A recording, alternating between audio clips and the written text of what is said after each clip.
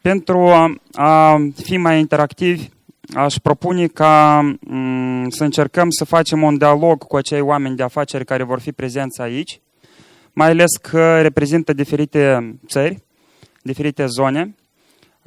De aceea propun ca primul speaker, și anume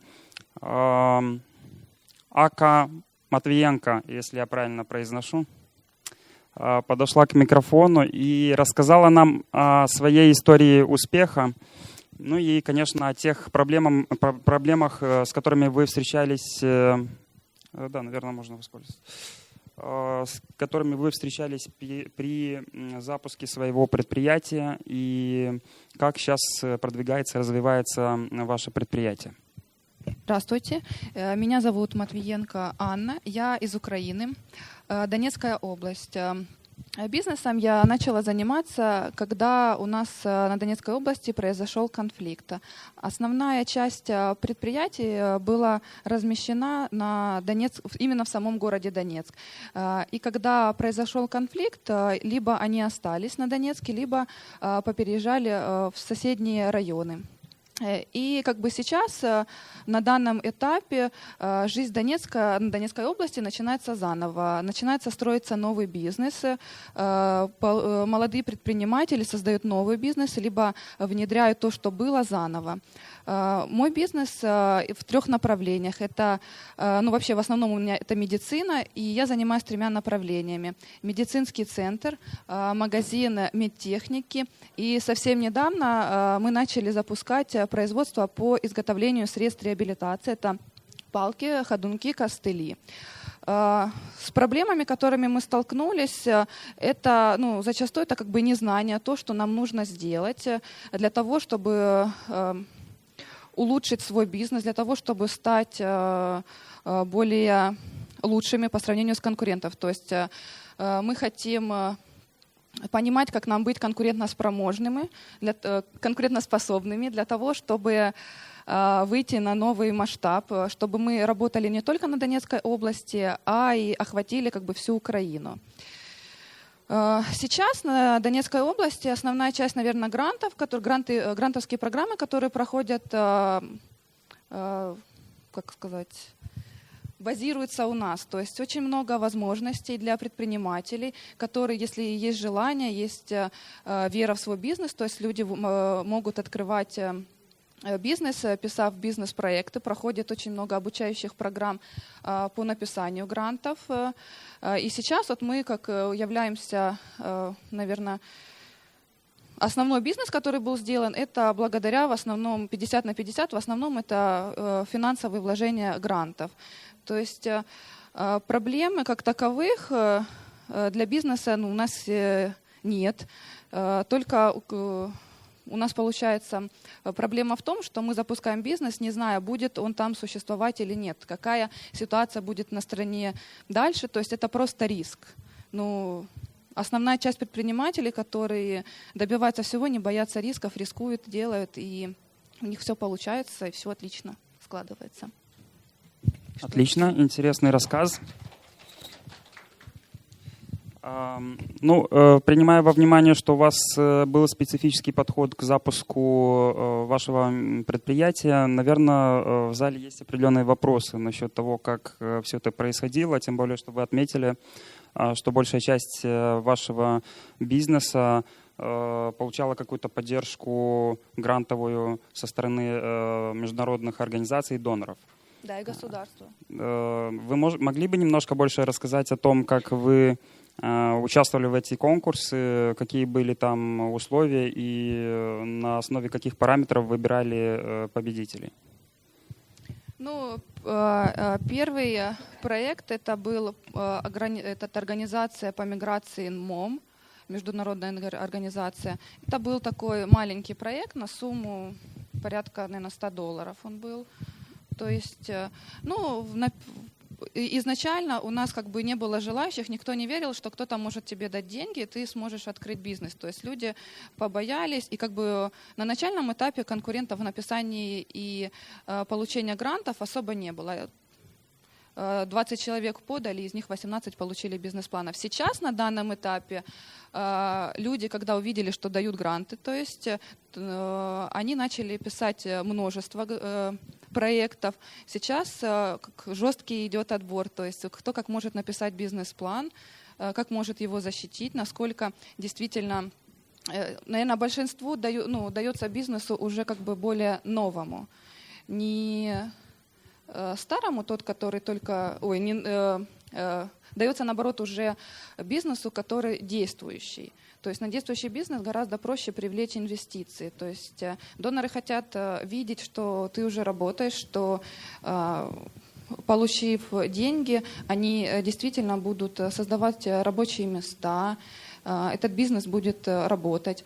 А давать новым предпринимателям в основном боятся, потому что новые предприниматели открываются, не способны в конкуренции, и основная часть закрывается. То есть у нас проходили следующим этапом, это была чешская организация, потом ПРООН, и недавно у нас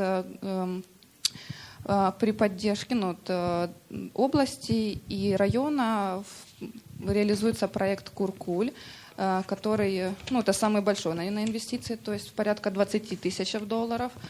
Дают местные органы для того, чтобы создавались рабочие места. Вот сейчас вот именно средства реабилитации мы запускаем по ихней программе, уже выиграли грант, и сейчас идет закупка оборудования, уже начинается как бы старт производства.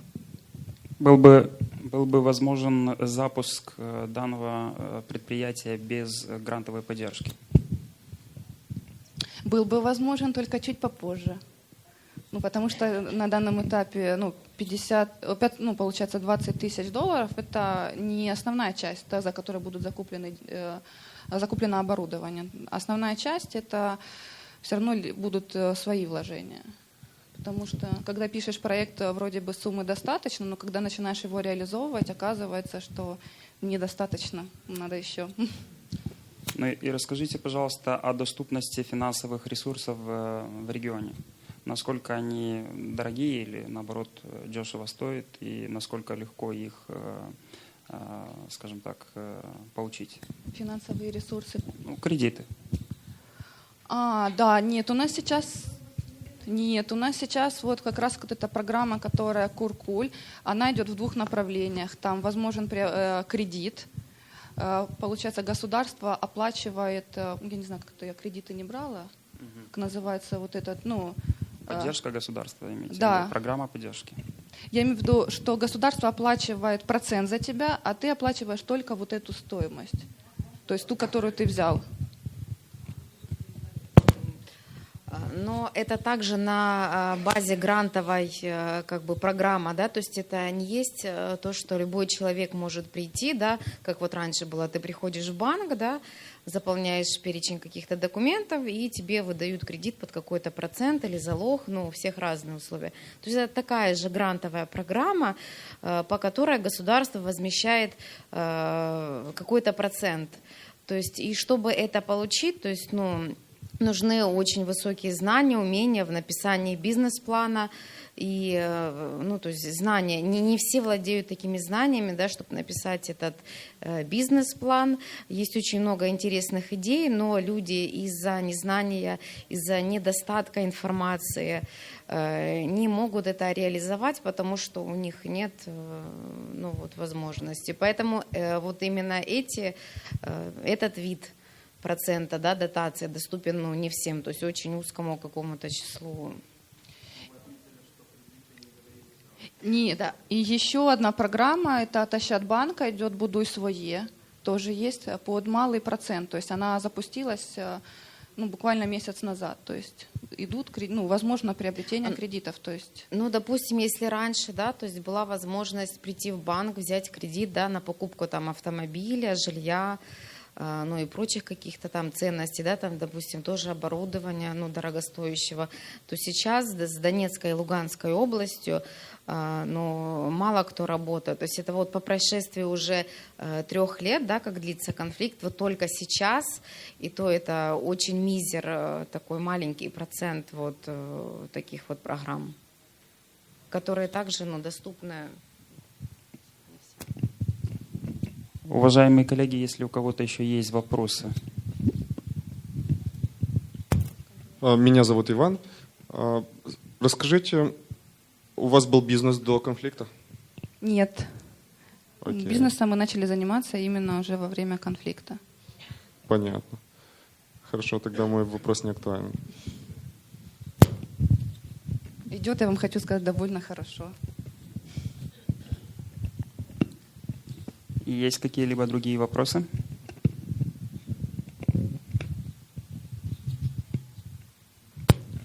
Good morning, it's Malcolm. My question is, if you faced the same situation again, what would be the one thing you'd do differently?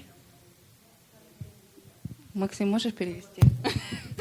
Если бы вам пришлось бы начать заново, что бы вы поменяли?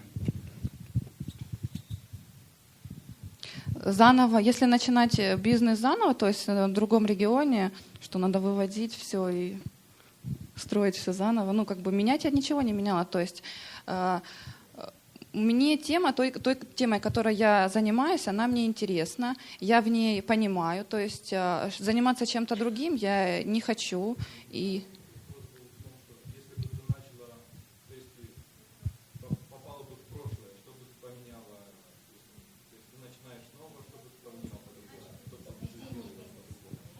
нет, ничего не меняла, вполне все.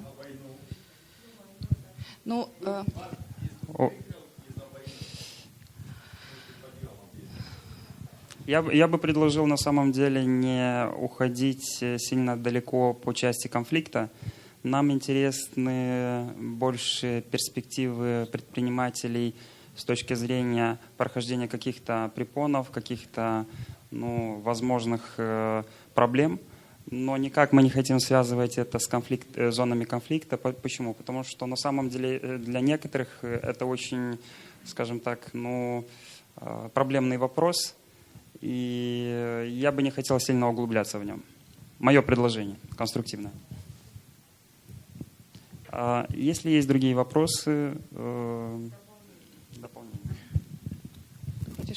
На самом деле весь бизнес, который переехал с Донецка и Донецкой области, тот, у кого получилось переехать, вывести оборудование, либо даже не оборудование, а какие-то интеллект, скажем так, знания, умения, но многое осталось там на территории. Переехали и начали создавать заново свой бизнес, потому что, действительно заново создавать, потому что все по-другому. Не все переехали в большие города, многие сразу, конечно, в большие города уехали, но большая часть осталась в области, в Донецкой и Луганской, потому как многие думали, что это ненадолго и далеко не отъезжали, да. И область рядом – это мелкие города 70 тысяч населения. По сравнению с городом-миллионником, то есть это маленькие города. И за счет таких активных предпринимателей, активных жителей, эти мелкие города сейчас очень успешно развиваются и поднимаются, потому что в таких городах, селах, практически не было какой-то такой развитой инфраструктуры, да, то есть очень много открыто бизнеса нового, и весь бизнес, который открывается, это открывают его такие активные жители. В моем понимании такой фактор был. Сначала весь бизнес, мелкий и средний, был сконцентрирован в Донецке, например, в Луганске. После этого конфликта они как-то распределились по мелким городам, которые находятся вблизи.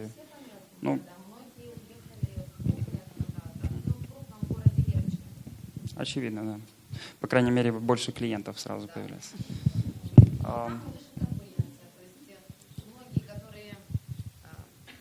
Многие, которые переехали в маленькие города, то есть с одной стороны легче работать, да, потому что у тебя есть уже знания, умения, опыт, ты работаешь, а в мелком городе, то есть есть население, которому можно предложить твой продукт, да, но твоя ниша еще не занята, потому что такого не было, то есть не было потребности у населения, и ты населению показываешь, что им это нужно, и развиваешь, и за счет низкой конкуренции ну, я бы сказала, что, может быть, успешнее или лучше развить свой бизнес вот в мелком городе. И, конечно, немаловажный фактор, что данные регионы как бы получили большую поддержку финансовых международных организаций благодаря тому факту, ну, скажем, вопреки той войне, которая была. То есть предполагается, что эти регионы надо поддержать. Ну и, наверное, это очень важный фактор. По-другому это бы не произошло, наверное. Да, сейчас в основном остались грантодатели, которые работают в Донецкой и Луганской области. Если сначала это была вся Украина, то сейчас грантодатели в основном работают в Донецкой и Луганской области. Какие-либо другие вопросы? Хорошо. Я хочу поблагодарить Аку. Я правильно произнес? Аня. Если я неправильно. А я еще думал, какое интересное имя. Аня, хочу поблагодарить, извиняюсь за неправильное произношение вашего имени. Хочу пожелать успехов и надеюсь, мы еще встретимся на другие мероприятия такого же типа. Спасибо. Спасибо большое. Это предприниматель с Грузии. Я уже боюсь неправильно произнести имя. Я знаю точно, что зовут Ирина, но я не знаю точно, это Маня или Маня. Я понял, в плане правильного произношения. Давайте познакомимся с предпринимателем и узнаем побольше о ее истории успеха. Я предпочитаю на английском. Конечно, не проблема.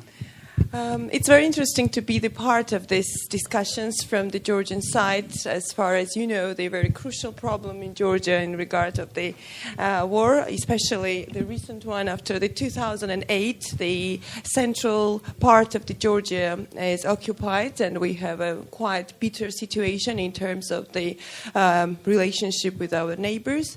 And the conflict zone itself and the border, people have moved from the borders and the villages of the border inside the city. And the Georgian government had a huge support for these people to make a huge settlement, especially in the Zerovani village, for example, to move the people and IDPs living on this territory inside the city, inside this area specifically. I can speak, of course, about my specific thing and my entrepreneurship in general, which is Georgian Heritage Craft Association.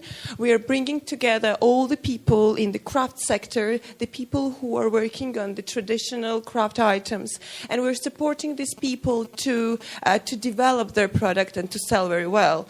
But why it's interesting in terms of the conflict zone, because we have supported a number of the people, IDPs, who are living in the conflict zones in order to support these people to develop their entrepreneurship skills and to sell their products better. And we have a very few very interesting and very good examples of that. I can bring two of them. One is the wood carving village in Zerovani. This guy has the 40 young pupils, and he's producing the wooden boxes. And with the help of the Children and Youth Development Fund, who is one of the governmental organizations who supports, for example, the IDPs, we have enlarged his workshop, and he employs the people, and then we're trying to sell this. But my main point in this thing is that as far after the 2008, the government of Georgia is prioritizing the people and entrepreneurship done from the IDPs. And therefore, I think that so far we have a number of very successful stories, not only in the crafts, in the field that I'm working in, but also in the agriculture and so on. So I think that in that terms, people moving after the 2008 have gained quite profit, to look at it in a very positive side, because not only the internal funding, but also the external funding is always making a priorities for these people living in the IDP settlement. But as for my personal craft sector, the big number of the people who moved after on this territory in 2008, they engaged in the craft sector because it's a creative industries, and it's very easy to start the crafts and then to be employed in this sector. And therefore, Georgian government as well. We have several other very successful stories. For example, it's the social bar in Zugdidi region for young people who can gather together and the evenings and have the co-working space and so on. So I see that process in a very positive light, and I think that these people are very much supported, and entrepreneurship is very much supported, especially in these conflict zones, and the organizations like us, the Georgian Heritage Craft Association and many different others, are supporting these people to get these products and then sell it in the city and in the centers of the country. Great. It's just a brief for my own perspective, because I cannot speak about the governmental side and on behalf of the generally Georgian policy in that terms. I can speak about this specific entrepreneurship direction that I'm working on that employs quite a number of people. Great experience, nice stories. My question is, do you know by chance, are there any programs like confidence building measures between the two territories, meaning the main land of Georgia, which is not under conflict, and the second one, which is the post-conflict zone, Ossetia and... you mean the inside the conflict zone, the relation? Yeah, meaning like the example of Transnistria. If you had the opportunity to listen for a short speech I had yesterday, I was talking about the post-conflict area and the efforts to have common activities with people from Transnistria, with the left bank and right bank. So.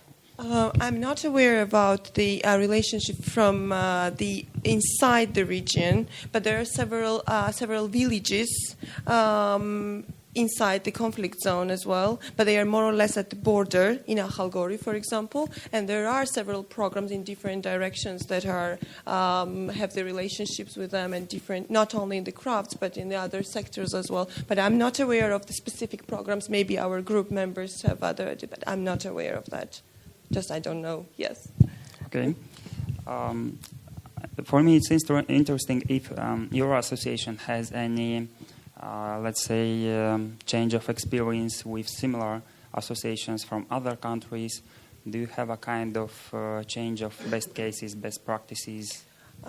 Yeah, sure. Well, we several weeks ago, I was attending the same type of meeting in Bulgaria, and we were sharing the experience with for example, in Turkey, that have this different type of organization that cares about the safeguarding of the local traditions. But I think our program is quite specific in that terms, and if we are speaking now about the IDP settlements, and especially the conflict zones and the entrepreneurship in that zone, it will be very difficult to find any similar organizations. But in the sphere of crafts, of course, we have the same idea. But I will add just one more thing. We have one very successful story of a young lady also from this refugee settlement, and she started in 2008, and she was absolutely alone. She lost her house, she lost everything, of course, her family, and she moved to the new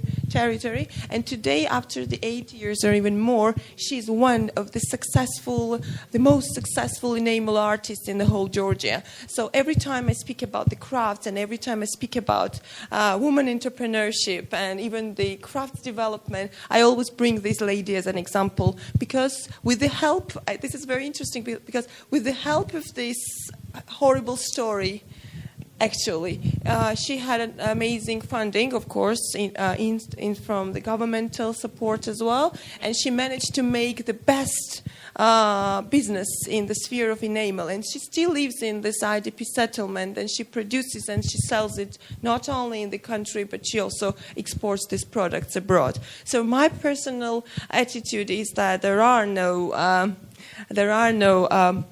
borders in that terms, because when you are when you are in such a horrible situation, you find the solution better than when you have everything ready on the plate. So maybe to see it in a positive light, it can be sometimes very challenging. And I suppose that you have felt the support of the international organizations in terms of grants, financial support. Could you elaborate on this more?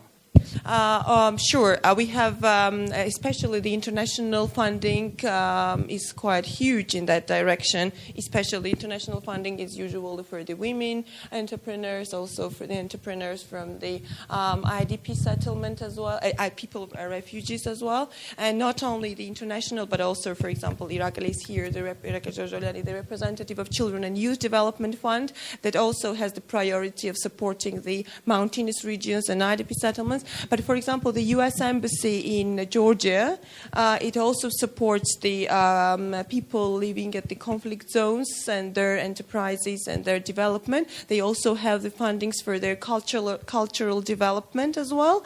And also there are huge EU fundings that were implemented in Georgia for development of agriculture in this zone, in development of the entrepreneurship in the sphere of the creative industries. We also have a very successful stories in that, and also the community building and that we have. There was one very interesting story about the development of agriculture on the conflict zone, and the experts from different countries come to the zone to teach the people how to grow. I don't remember exactly what was the plant produced there, but they were examining the soil and to get to know what is better to grow there in order to support these people to get their own profit. And there are several success stories from that as well. And also there was one very interesting Black Sea project as well implemented in this territory, and so on and so forth. I think that international funding helped a lot with the development of the zone. Yeah. Sorry for the monopoly. I have one more question, and after that, I'll give the word to all the present people. So, as you probably know, there are two kinds of crafts or creative industry. Let's say creative industry: the traditional one and the modern one, which is about photography, architecture, I don't know, design, and so on. How it's about this? Do you have in your association a kind of focus on both parts of this creative industry, or only on the traditional one? Well, that's a very interesting question, because when we started our work, our direction was to take, by the way, our organization was also founded by the EU, huge EU project, and our aim is to survey the craft sector and to understand whether the crafts is the profitable business for the people employed in Georgia. And this was the story how we started. And actually the creative, unlike the other directions of the creative industry, the crafts is the one of the few that requires the few investment and you can get more profit, unlike, for example, the cinematography, theater, and all the other creative industry direction. In our case, our main aim was to safeguard the local traditional crafts. So we are called the Georgian Heritage Crafts Association. So our main aim is to safeguard the traditional skills, and then the main thing in terms of the conference, I think, because it's a youth entrepreneurship conference, is that we are supporting the transmission of the traditions from generation to generation, and this is very important because young people have to get the knowledge of their folks to continue and to safeguard this tradition. But when we started the work, we understood that it's very important to innovate in the traditional crafts, because all the crafts that was the crafts, when it was crafts in the recent traditional, all the things were function, then it's not used. So we decided to innovate because to make it more sellable, and therefore it's a modern contemporary crafts as well and traditional crafts as well, and that's why it becomes very successful and it's sold very well in our shops. And by the way, continuing this line, our shop, social shop Ethno Design, employs almost 10 people from this IDP settlement, and one of them, the shop itself, was supported by the Children and Youth Development Fund, the startup itself. And I will tell one example, that there is a guy from the IDP settlement. At the beginning, when he started, he had, for example, the 200 lari a month, and now he has 2,000. So I think that is a result, and this money goes to this conflict border, and I think it's a huge impact that we can do in the sphere of crafts. So, and I think this most important thing is that the craft sells. This is important. And it's sold and it's bought by the local Georgian citizens. Georgians buy the Georgian products, and it's created in a conflict zone. So this chain and this line is very important for the development of the country and its economy. With direct impact on tourism. Not only yeah, sure. One of the direction is, of course, the tourism, because the crafts is for the tourists. But my personal attitude was that it's very important to create the crafts for the Georgian people for their everyday use. So it's not necessary to create the crafts for you who come to Georgia and you buy the souvenir. But it's very important to have the crafts that the young people buy as well. It should be fashionable, and then it has a chance to develop, I think.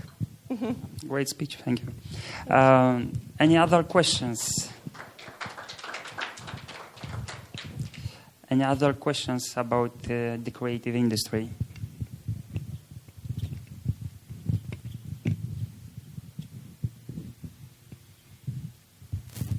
Hi. My question is about infrastructure, because often within a conflict zone, the first thing that goes is infrastructure in terms of roads, logistics, communication. And I just wonder, to what extent has that either hindered you or the rebuilding of it actually helped you? Thank you very much for the question. Actually, in terms of the infrastructure, in the terms of the roads, for example, the roads are built, so it's not a problem to commute from one place to the other. This is one. We have a very good connection. This specific conflict zone that is after the 2008 war is very close to the capital, and it's not a problem to move from one place to the other. Speaking from my own side, for example, they are giving the products to the minibus, and our association goes to the station, and we take these products, and then we sell it in our shop. But I don't think that the infrastructure is quite developed, and I think that it's not a problem for these people to bring these crafts to us in this specific zone, because it's close, the roads are good, the transport is good, so we have a very good access. So if you're asking about that specific region, then it's not a problem for us. Here in Chisinau, we have an interesting project which is about the creative industry, but the modern one. And on this industry, we are building here a kind of excellence center, which is going to support the industry. And for us, it was probably interesting to know if you have a similar center in Georgia. What does this center do? Can you? It's a kind of opportunity to let's say, start your business in this center, to have some mentorship, to have some support, legal, marketing, sales, and so on. So a kind of business laboratory, if you want. I think we have this kind of laboratory in Georgia. But Impact Hub as well. It's a co-working space also that unites and brings together all the different spheres, and they can develop the products as well together. That's the generator 9.8, which is also the youth kind of organization, and it's also does that kind of things in Georgia. So that will be very interesting to connect these people with each other. They are regarded to, they're also funded in the framework of the social enterprise direction. So yeah, that's very important. We can connect these people, and that would be fruitful. Great. Any other questions? In fact, here on both banks of the Dniester River, we plan to support the crafts from both banks, and it would be great to have an exchange of experience with the Georgian case. So probably we should keep in touch and try to support each other on this industry. Actually, I think that this industry has a huge future. Yeah. And we started from the zero, really. We started from the zero, and we now get to the very high level. I think I don't want to be modest in that. I really think so. That it's if you develop the products in a correct way, if you market the products in a correct way, the crafts business can be the same way successful as any other businesses in the world. So it has a really future. I think UK, for example, shows also very good numbers of these businesses in that sphere. And but the thing is to develop the product and then to market it, because when you travel to the regions, these people have no idea about what kind of products to create and what kind of trends to use and what is fashionable and what kind of designs that are applicable. And we just give them directions. For example, for instance, there's my favorite story I have to tell about that. There is a lady in the very, very high mountains, and she knows very well how to embroider, but she was just making the wall hangings. So we suggested her to innovate, to make the purses, to make the different size of things, and then we brought these items to the ethno design, and it sells very well, and she has a profit, and then now she creates it one again and again, and she can it's profitable for her family. So do crafts, I think. For sure. Whether it's in a conflict zone or whether it's not in conflict zone, it can be a business. Great. The last question: do you have a kind of business which has grown substantially from only 2 people employed to something about tens of people employed, from very small amounts of turnover to something very high? It depends on the sphere of the business, I think. Of course, I mean about crafts. Yeah, sure. We have people who employ businesses that employ 2 people. We have businesses even that employ 1 person himself. For example, the ceramist that creates the items himself and sells himself. So it's a one-man business actually. And we have the businesses that employ 15 and 20 people that are huge enterprises. That also, for example, ceramic enterprises as well. Of course, but these people who are alone, they have of course the problem to market and to promote their products. But of course, they still do that. By the way, I mentioned in this conflict zone, Zaza, he is employing 40 young pupils. So 40, I mean, this is a number for the IDP settlement, and this is a true story. I mean, because these young people see the profit in that. He sells it and then he gives to everyone the money, and they always return back. And this is also a business. I call it a social business because this is in the IDP settlement. This employs the young people, but this is an ordinary business. It's a social industry, let's say. Yeah, sure, it is. Okay, thank you very much for our inspiring speech. Я перейду на русский, с вашего позволения. Следующий предприниматель – это Андрей Кривенко, человек, который работает в Приднестровском регионе, успешно запустил свое предприятие. Его история мне лично очень дорогая и интересна тем, что он скомбинировал, скажем так, старую инфраструктуру и оборудование, переделал все это дело с помощью грантовой поддержки, и мне кажется, он достиг неплохих результатов. Жалуйте и принимайте. Добрый день, меня зовут Андрей Клименко.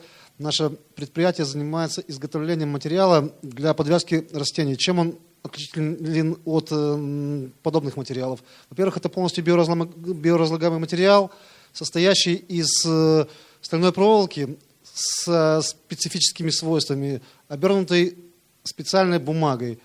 В чем прелесть нашего материала? Почему мы начали заниматься, вернее, возобновили производство, которое было реализовано при Союзе, пользовалась эта продукция большим спросом. Значит, я извиняюсь, началось все с поддержки ПРООН, то есть выдачи гранта. С этого началось наше предприятие. Да? Все ясно. Значит, мы получили, соответственно, разработали бизнес-план, получили этот грант. После этого перешли к, собственно, процессу самого производства. На самом деле, из сложностей, какие у нас возникали, при начале это восстановление и модернизация старого, повидавшего время оборудования, его настройка, но это было на самом деле, наверное, незначительные барьеры. Барьеры возникли после запуска нашего предприятия и когда столкнулись непосредственно с самой реализацией. То есть рынок Приднестровья, он довольно, где располагается наше предприятие, он довольно небольшой, и переносить его мы можем буквально за очень короткое время. Пытаясь выйти на правый берег Днестра, с чем мы столкнулись? Столкнулись с тем, что собственники плантаций, которые заинтересованы в нашей продукции, магазины, которые могут предложить нашу продукцию населению. Вот хозяйственников, собственников очень сильно пугает наличие НДС. Вот это увеличение на 20 с чем-то процентов, это на самом деле существенный барьер, с чем мы сталкиваемся. А можно комментарий? На самом деле это связано с тем, что оба берега имеют разного типа налоговые политики. Да. И на самом деле на правом берегу существует стандартное понимание НДС, а на левобережье его нет просто. То есть там совсем другая политика, финансовая политика. И в этом плане, когда вам приходится выходить на правый берег, у вас сразу добавляется этот НДС в 20%. Добавляется он не у нас, добавляется он у предприятия, которое пытается у нас купить. И вот это удорожание, кроме НДС, соответственно, есть еще оформление, есть таможка. Ну, там не сильно большие расходы. Основные расходы – это НДС, что касается правого берега. Сырье, часть сырья мы приобретаем в Кишиневе. И завозя в Приднестровье, оно у нас увеличивается на 5%. Ввозя нашу готовую продукцию в Кишинев, к сожалению, стоимость увеличивается больше, чем на 20%. И на самом деле это для торговли это на самом деле барьер, пока непреодолимый. На правом берегу есть возможность вернуть НДС, да, после производственного процесса. Есть возможность вернуть налог. То есть продал и возвращается НДС. А у вас его нет, потому как ваше предприятие налоги находится на левом берегу. На левом берегу, да. Это уточнение важное, потому что все относится все-таки или идет к тому, что все-таки из-за разницы понимания налогового кодекса получается вот эти неурядицы. Именно так, все верно. Что добавить, даже не знаю, это в двух словах я описал наше дело, как мы к этому всему шли. Сколько рабочих мест? Как вы на данный момент рабочих мест 5, планируем расширяться, но все как бы зависит именно от реализации. Будет реализация, сможем выйти на рынок правого берега. Я думаю, что до 15 до 20 рабочих мест мы увеличимся. То есть мы это можем сделать, у нас есть мощности, у нас есть оборудование. Мы не увеличиваем наши масштабы производства именно из-за отсутствия той реализации, на которую мы рассчитывали. Дорогие гости, если у вас есть какие-то вопросы, пожалуйста.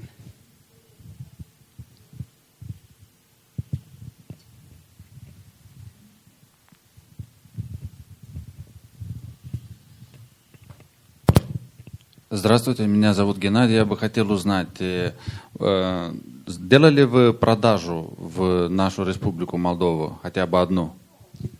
Сейчас объясню. Значит, попытались разговаривать, конкретный разговор был весной, попытались разговаривать с собственниками хозяйств, которые имеют виноградные плантации. Получилось поговорить с одной компанией, которая находится в зоне свободной торговли. Вроде как договорились на поставку пробной партии.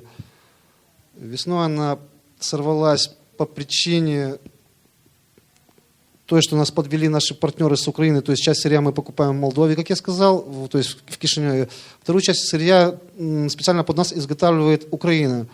И вот наши украинские поставщики нас подвели на больше, чем на месяц с поставкой проволоки стальной. И из-за этого, соответственно, мы упустили возможность продать, так как сама процедура подвязки была уже выполнена на этом предприятии. Но надеюсь, что в этом году будет немножко проще. И это предприятие, к слову, состоит в зоне свободной торговли, что ей позволяет уйти от этого НДС.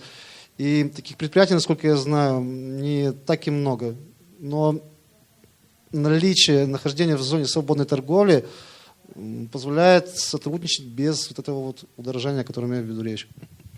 Не пробовали перенести оборудование на молдавский берег и дальше развиваться? Ваш вопрос слышен. Об этом до сих пор мы думаем. На самом деле сам производственный процесс отнимает колоссальное время. И пока мы не наладим производство и сбыт где это все находится, где находится наше оборудование, то есть в Тирасполе, у нас не будет ни временных резервов, ни человеческих, чтобы заняться оборудованием цеха и производства на территории вот правого берега. На самом деле это очень интересный вопрос. Здесь возможности, находясь на правом берегу, возможности для развития, возможности для реализации, возможности для сотрудничества, наверное, даже не в десятки и не в сотни раз больше, на самом деле. Эти вот барьеры, которые существуют между вот двумя берегами для ведения собственного дела, для ведения каких-то отношений, но это на самом деле очень большие барьеры, очень большие. Я на самом деле добавлю, что интерес нашей программы, о которой я вчера рассказывал, ну и бенефициаром, который является Андрей, оно не в том, чтобы переносить и убеждать людей переходить реку, а в том, чтобы попробовать создать и развивать свой бизнес там, где вы находитесь, и просто улучшать отношения между компаниями, между бизнес-ассоциациями, между людьми в конечном итоге, ну и попытаться перешагнуть через эти барьеры, о которых вы говорите. Спасибо большое. Если у кого-то еще есть вопросы, Андрей с удовольствием ответит на них. Если нет, поблагодарим Спасибо Андрея.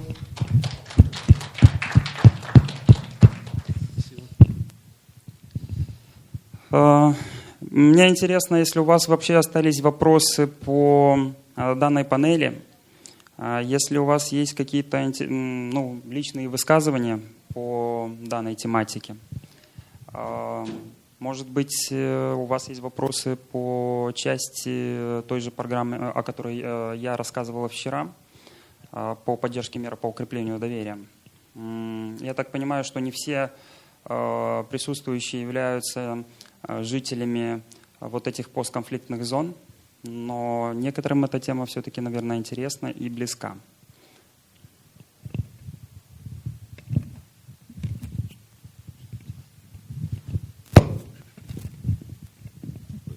Я задам все-таки вопрос свой. Может, кто-то сможет ответить, у кого была такая ситуация. Время такое нестабильное, да, мы видели, что произошло в Донецке, у нас в Приднестровье.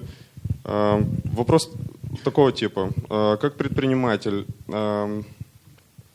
как быть подготовлен к таким видам ситуациям, если они вдруг могут произойти на территории, где вы находитесь? Вопрос открыт для любого, кто может поделиться опытом или имеет какие-то мысли на этот счет. Ну, во-первых, к сожалению, эти ситуации никто никогда не предскажет и не предвидит. И на самом деле мы больше сейчас говорим о постконфликте, то есть тот момент, который наступает после вот этих конфликтов. То есть наш интерес в случае постконфликтных зон не ухудшать ситуацию и не навредить. То есть если есть возможность помочь, помогаем. Если предполагается, что какое-то действие или какая-то программа, проект, он может помешать, предпочитается не внедрять этот проект или эту программу. То есть всегда исходим из того, что мы должны помогать и делать хорошие проекты, инициативы внедрять, но никак не, скажем, в убыль хорошим отношениям с людьми, с предпринимателями и так далее. Но если кто-то, конечно, хочет высказаться, пожалуйста.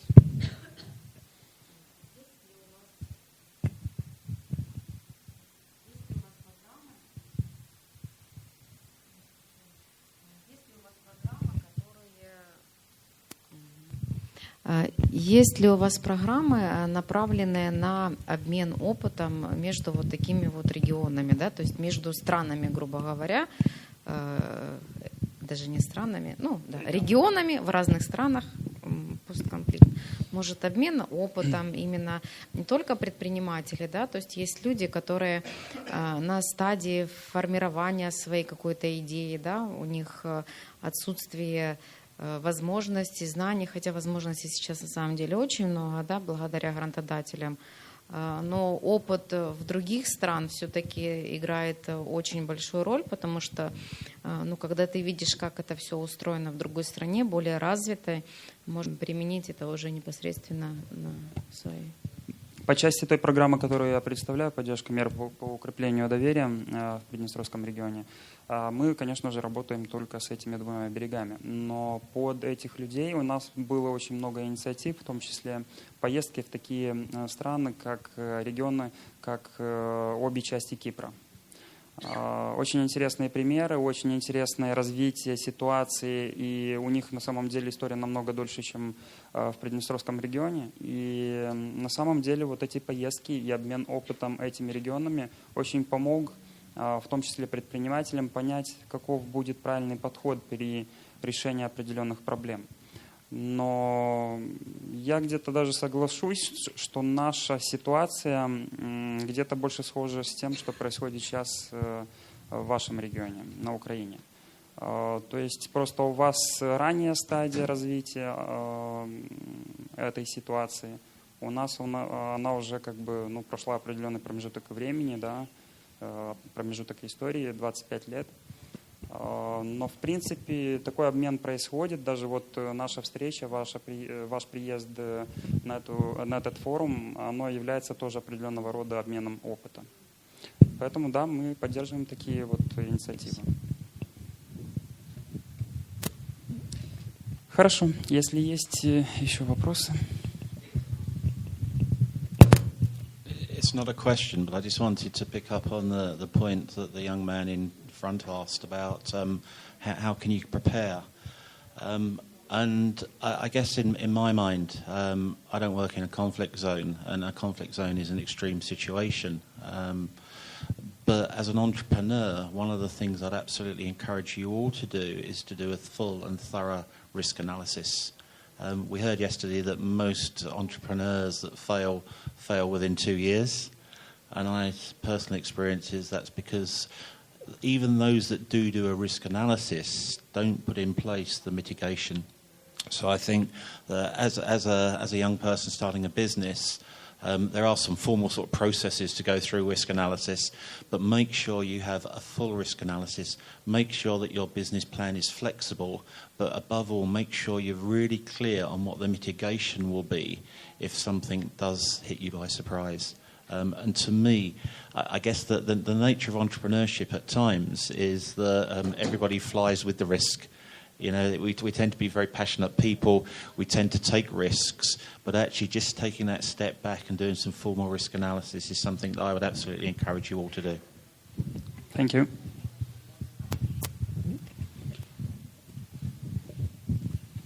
Есть ли у вас другие вопросы, другие предложения, высказывания, пожелания? Если их нет, я хочу поблагодарить вас за... Пожалуйста. На самом деле я, слушая 2 рассказа, увидел, в принципе, 3 рассказа, что лучшая помощь тем, кто находится в зонах конфликта, от тех, кто находится вне зоны конфликта, это помощь именно в реализации тех товаров, которые там производятся. То есть соединить продажу и сам продукт. И думаю, здесь скрыта большая возможность для обеих сторон. Определенная правда в этом высказывании, конечно, есть, потому как люди, которые проживают и развивают предприятия, компании в этих зонах, в первую очередь имеют недостаток покупателей. Но обычно покупательская способность там занижена. И, конечно, выход за пределы этого региона своими продажами, это сильно помогает, поддерживает предпринимателей. Поэтому я вчера даже рассказывал, что до сих пор мы фокусировались на то, чтобы поддерживать новые стартапы. А следующий компонент уже фокусируется на то, чтобы поддержать выход на экспорт, продажи за границы тех территориях, о которых мы говорим. Ну и мне кажется, это очень логично. То есть сначала поддержали создание какой-то, не знаю, массы новых компаний, а после этого поддерживаем их выход на международные рынки. То есть такая логика присутствует. Окей. Я хочу всех поблагодарить за ваше внимание, за ваши интересные вопросы. Надеюсь, вам все, скажем, высказывания были интересны. И я предлагаю выйти уже на чай, кофе, поменяться контактами, пообщаться, узнать побольше информации друг о друге. Спасибо.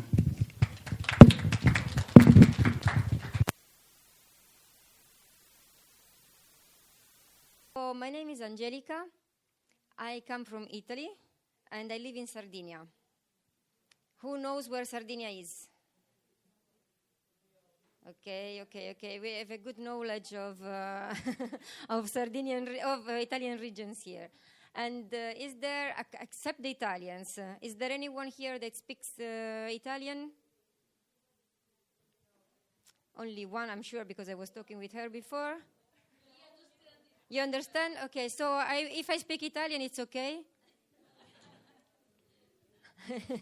Maybe not for the ladies in the back, but some words I will teach you anyway.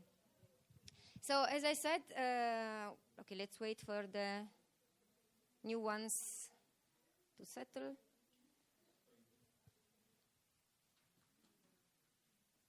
No worries.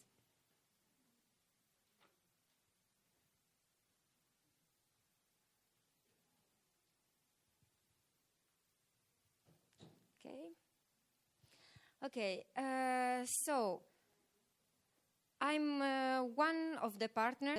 Viorica got financed by the European Commission. The organization where I come from, it's called TDM 2000, and it's a youth NGO, member of an international network of youth organizations. We work mainly in Europe, but also all over the world. We have been working and organizing projects in Southeast Asia, in Indonesia, in the Philippines, in Nepal, in South America, and in Africa. And in Europe, we have 28 member organizations that are part of our network. What we do, people, in order for them to grow and develop themselves. Our work is parallel to the formal education that you get when you go at school, but we work in non-formal education. I believe that here there are many people that know about this methodology, because I know that some of you are also partners of Erasmus Plus projects, so you know what I'm talking about. For those that don't know, in 2 words, non-formal education tries to add competencies to participants in order to develop better skills and make, in the case of young people, them more employable for the labor market. This is in 2 words. If you want to know more, I can give you more information also after the session. You know who I am. Now I would like to know a little bit who you are here in this room, and why you are here especially. What are your expectations being here this morning with us? I like volunteers, but if I don't have volunteers, I become a dictator. So who would like to start and say who you represent, why you're here? I like volunteers. I see that there is some volunteers that really want to talk somewhere there. Yes, exactly. Okay. Come on. Okay, some of the people that are here for the project, for the capacity building project. One of our friends from Georgia, from Armenia, from Ukraine. Hello, I'm Artur from Armenia, and our organization also is a partner in this project, and we are very happy for this. So why we are here? Because nowadays entrepreneurship, and especially the involvement of young entrepreneurs in the current activities and developments is very crucial for our organization as well. And this is a very great platform for the networking, for strengthening the networking and having new contacts. Thank you. Who else? Maybe somebody that is not part of the partnership here. Somebody that is taking part to the forum and saw this title and said, let's see what this lady is going to talk.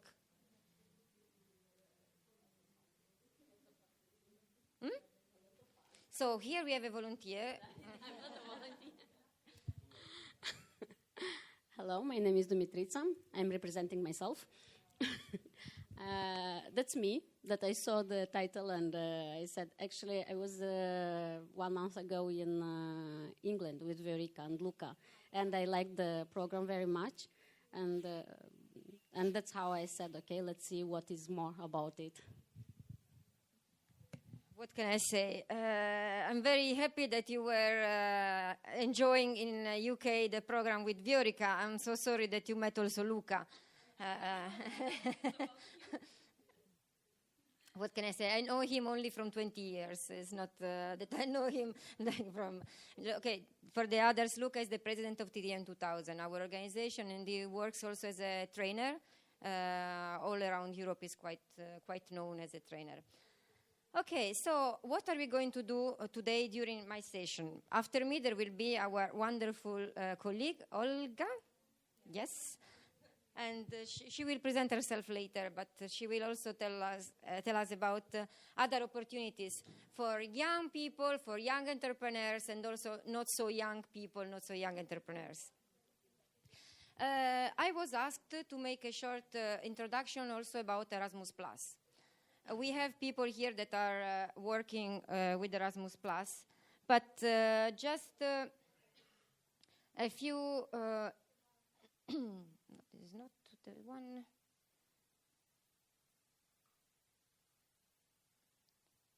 Just some brief information for those that don't know what Erasmus Plus is. It's a program financed by the European Commission under the DG for Education, Culture and Training. It has different priorities. The main priority of the program is to foster intercultural understanding among people. It is made of two parts. One part is dedicated to the youth, and one part is dedicated to education and training for, let's say, adults. We work in both parts. My organization works in both parts. Let's say that for those that work mainly with young people, it's better to refer to the youth part. What can you do with this program? You can exchange individuals, group of individuals. You can build up partnership to create stronger cooperation, to create also cooperation among the different countries at different level, not only at level of youth NGOs or NGOs in general, but also you can establish connections between the three sectors of our society, between public sector, business sector, and civil society. So there are different actions. I'm not going to go into the details of all of them, but basically with you can, for example, Dumitrița, yes, she just said that she was in the UK and she was attending a training. It was about the last one, interfaith dialogue. Diversity. So she was there together with other people, and she has been spending 1 week together with other youngsters. They've been visiting different places to understand diversity. Usually, the projects are made of, for example, 10 countries that send 3 people, each of them. This is one of the examples. What is the aim of this program? Is to generate intercultural understanding, as I said, building partnership for new projects. And the interesting thing for you that you're here for the entrepreneurship part probably is that during these kind of meetings, also business partnerships can start. What else can you do? You can do European Voluntary Service, which is another action that allows people up to 30 years old, there is a limitation here, to spend a certain time of their lives in another country, in Europe, continent Europe, or wherever in the world, basically, through different actions. What do you do during this period of volunteering? You learn, first of all, you interact with the other community. And you learn how to live a different life in a different environment. You learn how to work in an international environment. And nowadays, we also have researches and data that show that employers are preferring people that have been taking part to this kind of activities rather than those that have degrees, formal degrees, and do not have any kind of international experience. I can give you some examples.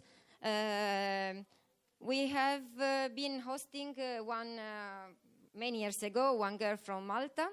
For 6 months, she was doing European voluntary service with us in TDM 2000, and now she's working for the public sector. She has been employed exactly because she had these skills, these competencies related to intercultural competencies. What else you learn? You learn how to live in the labor market, how to work. The fact that you are taking part to an experience that is an organization and not an enterprise doesn't mean that you don't face the same challenges that you would face if you were doing an internship in a company. Maybe the difference is that in an organization, in a social organization, probably you will feel better the human part rather than the other. We have also other actions. For example, the one that is financing this project is capacity building action. In this case, how many people from European countries are here? We have only Romania, I think. Romania and Italy. Yeah. Okay. The others are from Moldova, Ukraine, Georgia, and Armenia, right?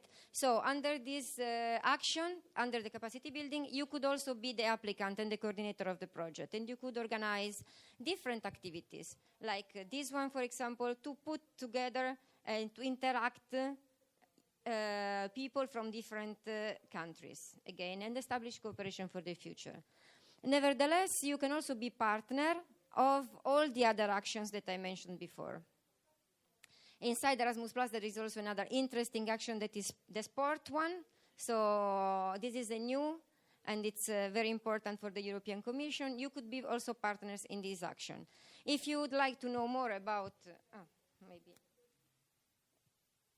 if you'd like to know more about Erasmus Plus and how it works, you can refer to the website. I think we will give them all the information after the forum. And here you find information about all the actions. And you can also see deadlines, who can take part to the program, how much is the grant, and so on. Maybe it's interesting for you to know that these actions are all co-financed by the Erasmus Plus, by the European Commission. And the amount that you have to put, it's a very little part. Of course, depends on the program, on the project that you want to write. Okay, let's go now to talk about Erasmus for Young Entrepreneurs. Who knows, who has ever heard about this program? Yes.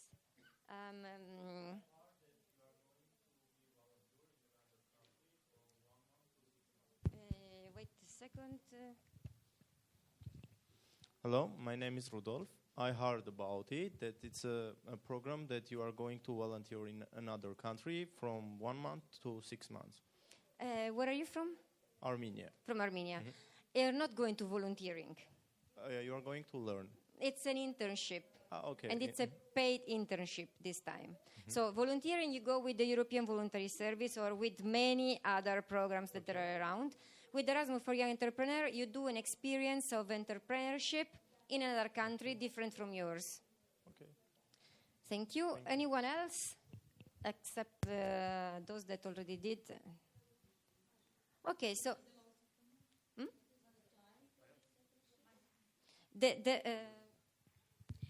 What is the time for these internships? How long do they take? I will open soon the presentation. I will give you all these details. Depends on the money that the country that is sending you still have for the program. but maximum is 6 months.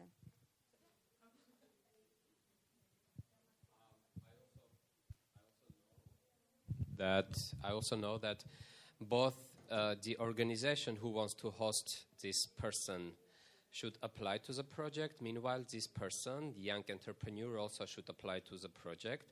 And then in every country, there is kind of an agency who has this kind of role or responsibility to match the applications and to support the project, kind of. Yes, we already have a lot of information about the program.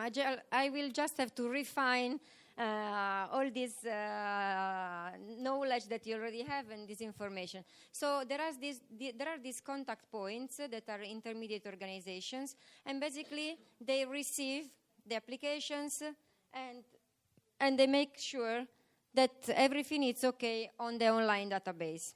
So let's see a little bit more in details how it works.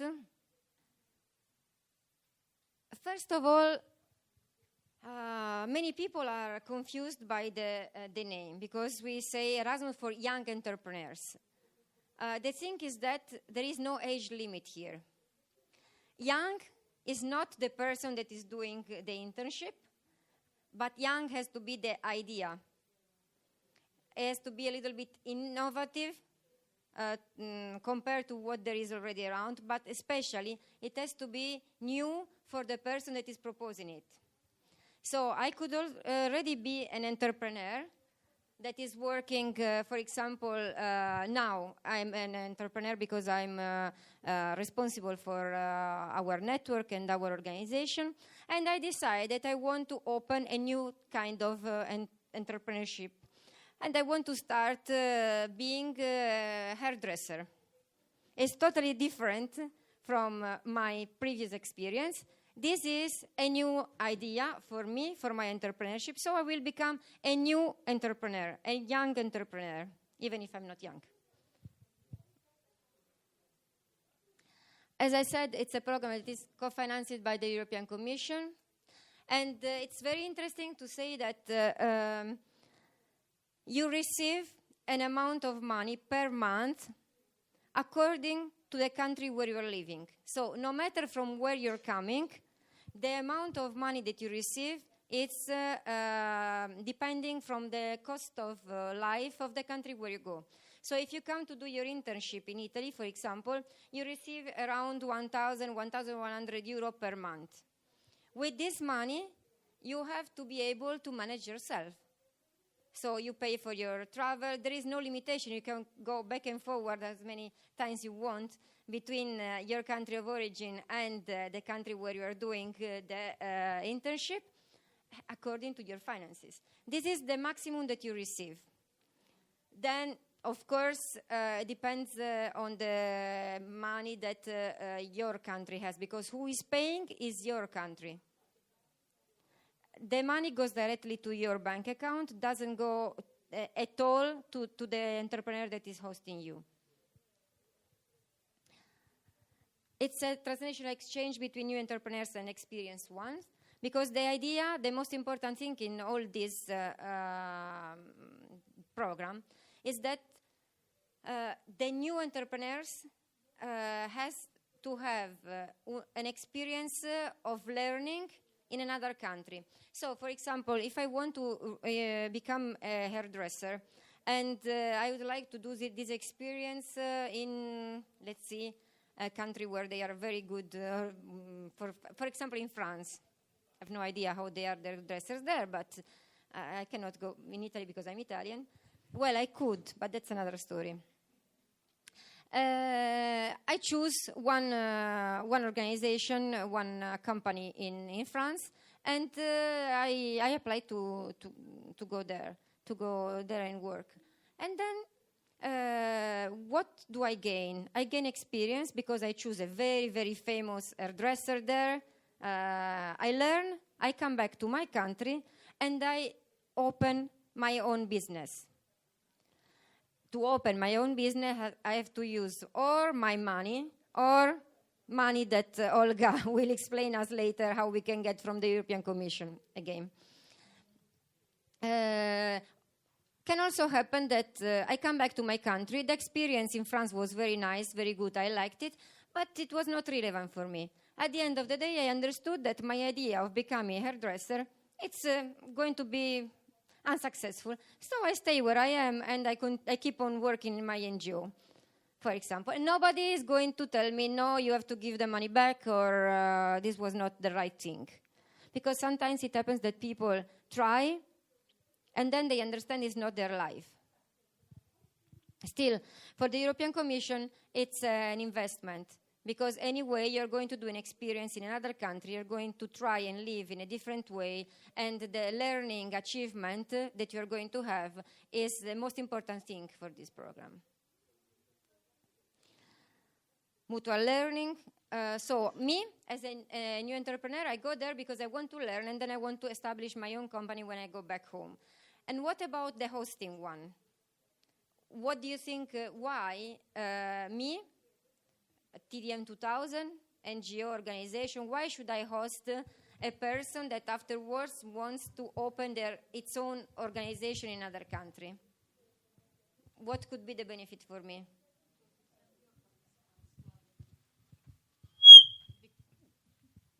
Because after this, your organization will send also the participant from your country in other country to take the same experience.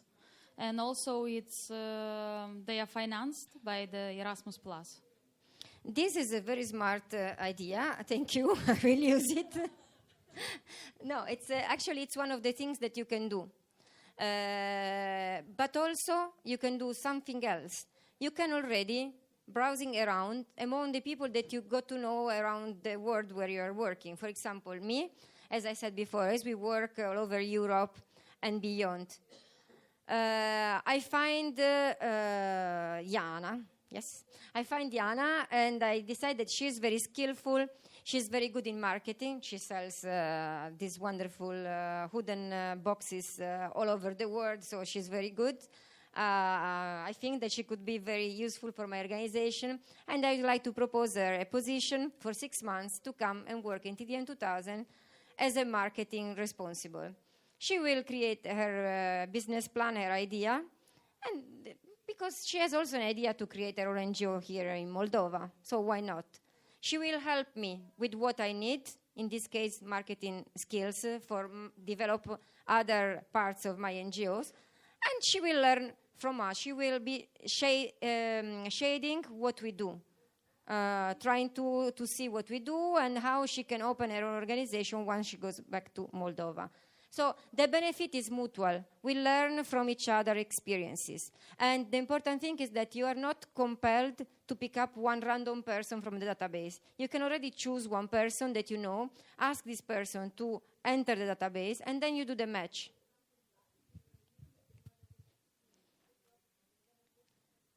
Facilitate market access, of course, because establishing partnership, then it's a new source of market, it's a new place where you can actually sell your products. Help identify potential partners. For example, she comes to Sardinia for this reason, and then she finds other organizations, other companies that are interested in her business, and she establishes partnerships. For example, now in Cagliari, we have one girl from Latvia. She has been doing with us, with TDM, with my organization. Last year, she was cooperating with us for an European voluntary service. And she's very, very good in making cakes and pastries in general. So she decided to come back because her dream is to open a shop for cakes and sweets. And she's doing now the internship in one of these shops near Cagliari. You see, the potential, the opportunities are very, very wide, and there is no limit. You can also understand that your life, your future is not the one that you were thinking when you decide to come to the country and to do the internship, but it's something else, and you establish new contacts and new opportunities start. As you can see from here, some data from 2009, when all this started, not we, but the Erasmus for Young Entrepreneurs already exchanged 7,000 entrepreneurs. It's a big number, but it can be also improved. Here you can see how it's growing because the program is becoming more and more well-known. So the number of people that are taking this opportunity, it's growing. For example, in 2011, my organization won the first prize in Europe for the organization that was exchanging the highest number of entrepreneurs in 1 year. And we exchanged only 4. But in 2011, it was a big number. Now, numbers are growing much more.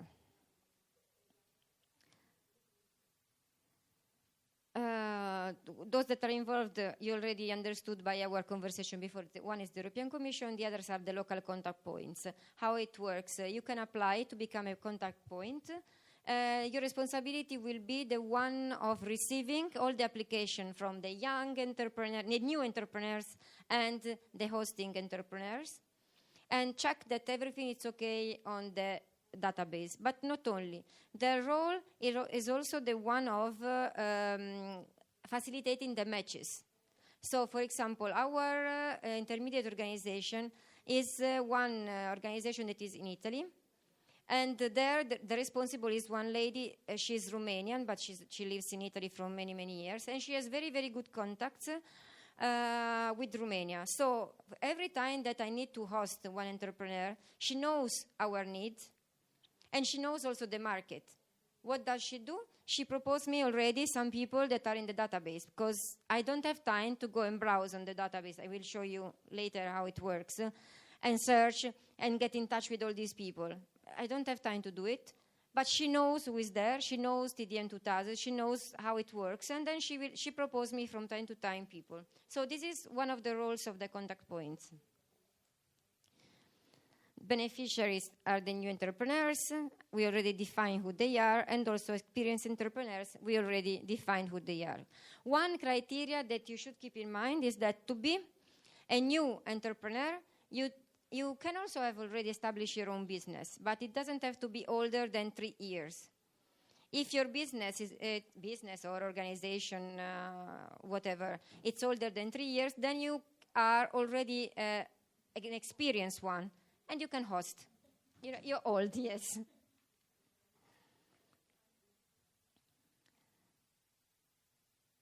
From which countries can take part to this program?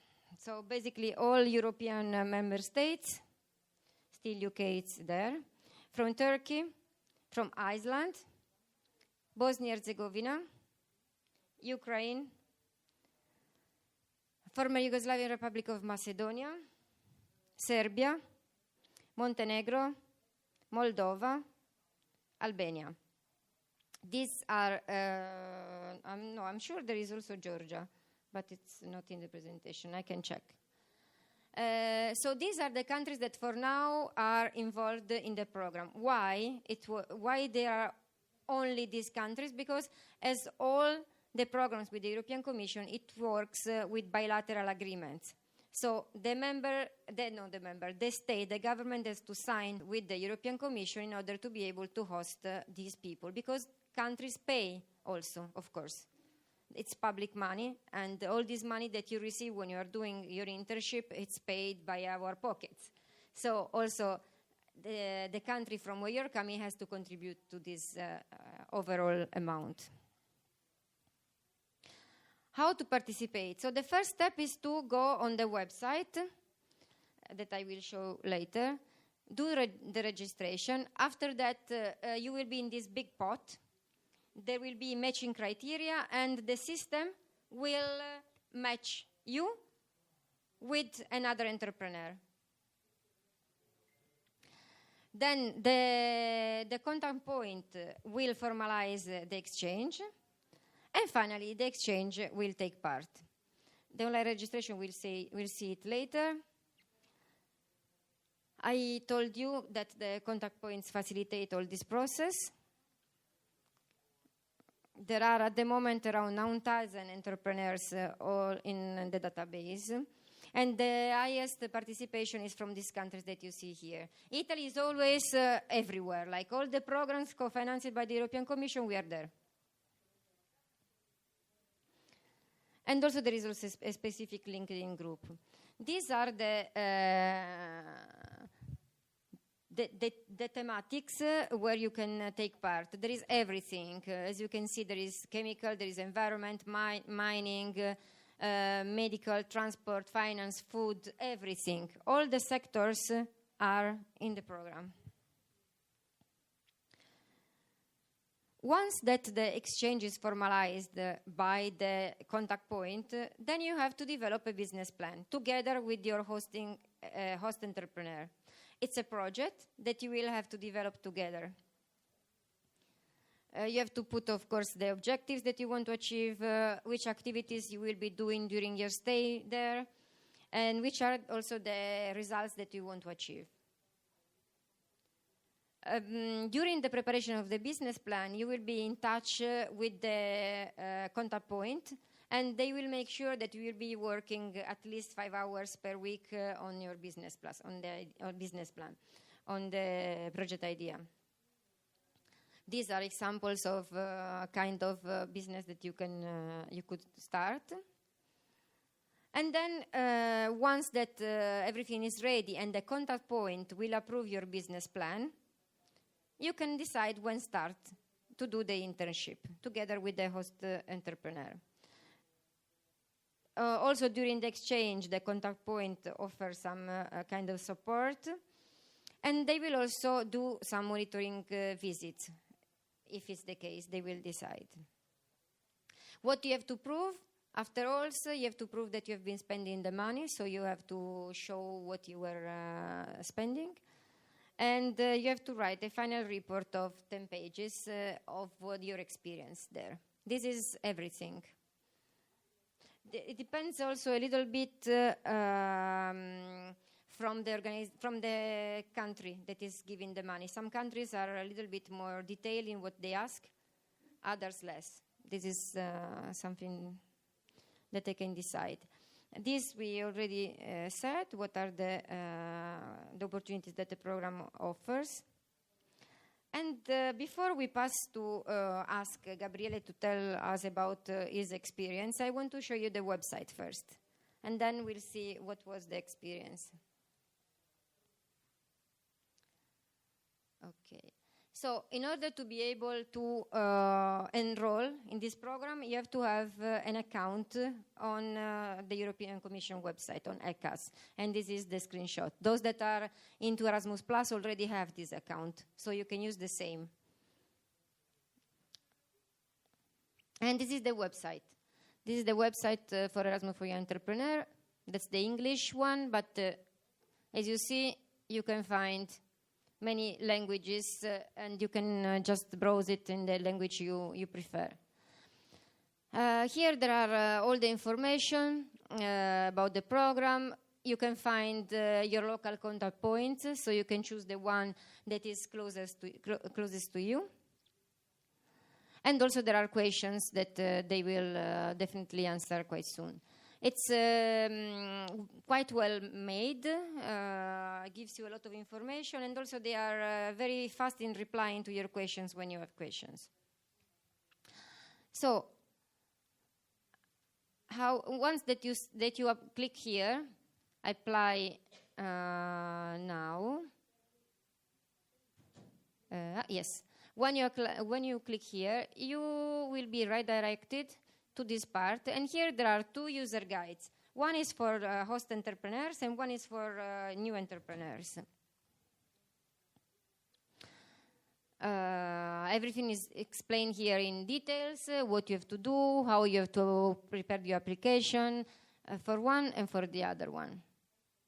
And then once that you start to fill the application form online, you find all these little fields that you have to fill in.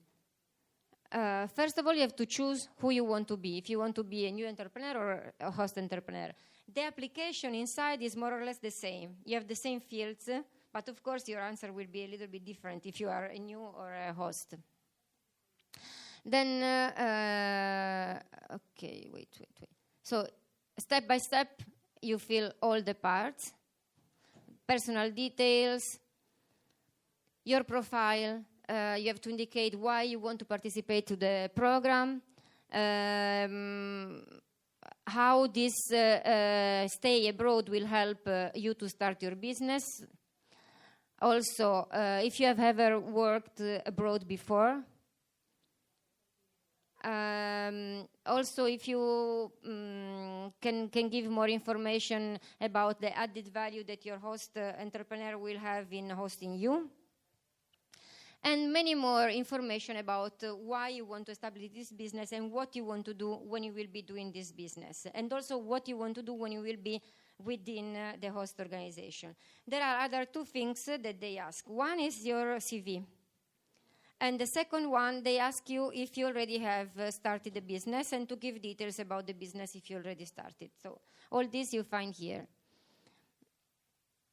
Let's imagine that now you are one of the host entrepreneurs and you want to choose one young entrepreneur to work with you. You log in the website, and this is mine, as you can see there. You find yourself into this page, and here you can choose where you want to go. You can have the list of the intermediate organizations, my intermediate organization. You can change if you don't like it anymore, of course. And the most important thing maybe for you now is this, search and match. You can have the list in the website, I think in the last month. And here, if you have time and passion, you can read all their information. As you can see, you have the name, you have the country where they come from, you have the name of the organization that is helping them to do this internship, and you have also the interest of these people, so where they want to work, what is their interest sector for them. Here, for example, this guy, no, maybe it's a girl, this person, it's interested in advertising, promotion, printing, media, and related products and services. She wants to go to Germany first. She speaks Spanish, and also she can speak English and Italian. She wants to go only to Germany, so I will not even try to see if she is interested in working with me, because she didn't put Italy there.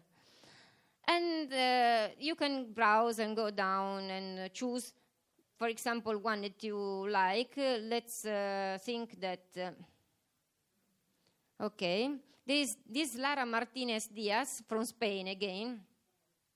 She's interested in architectural, construction, engineering, and inspection services. It's not really what we do.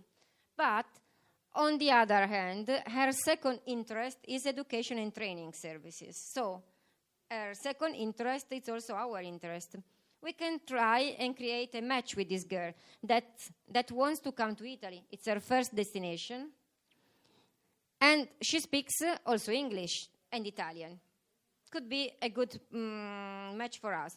So if I want to start an agreement with this girl, I have to click here. And in this way, we start a relation proposal. She will receive it. She will receive an email. She will see the description of our organization, what we do. She will see. If she likes, she will also click on the hands, and then we will continue. Otherwise, she will reject. I'm not interested. I want to go somewhere else. For example, this is the list of the match, because you can go there in the list that I showed you before, and you can decide to check all of them and choose by yourself. Or you can ask the system to make the match for you. Like in this case, these are the matches that they have been doing for us. All these people. To be honest, I have to say that the matching system is not very good, because it has happened only once that we have exchanged one person through these matches. Usually, or we search the person in the database, or the contact point suggests us what to take. Because the criteria that there are in the system are a lot, and sometimes you find persons that are really not matching with your expectations or with what you need. The system is the same as I said, and you click here or not. This person, when it's gray, it means that it has already been taken by another host entrepreneur, because you can choose many at the same time, and then do an interview with all of them, for example. So among the list that I had, 3 people started a relation with us. And there is this guy from Bulgaria, this guy from Spain, and this other guy, he's from Romania. If I want to see what this person does, I click here, and another page will open. Okay, this is David from Santiago de Compostela, and here there is his identification table. All the information about him, contacts, age, motivation, which languages he speaks, business sector he's interested in, geographical preferences, and here, in this part, there are the answers of those questions that there were when you were doing the application. Why do you want to do this kind of experience? What do you want to achieve? And so on. And you can also download his CV and check better what he does. Oh, okay. So here we have more information about this guy. We can check, we can start a conversation with him, we can do an interview through Skype, or we can find a way to meet him also in person. And then, if we like each other, we will open here a relation, how? Clicking here, let's see if it works, no, because it's under maintenance.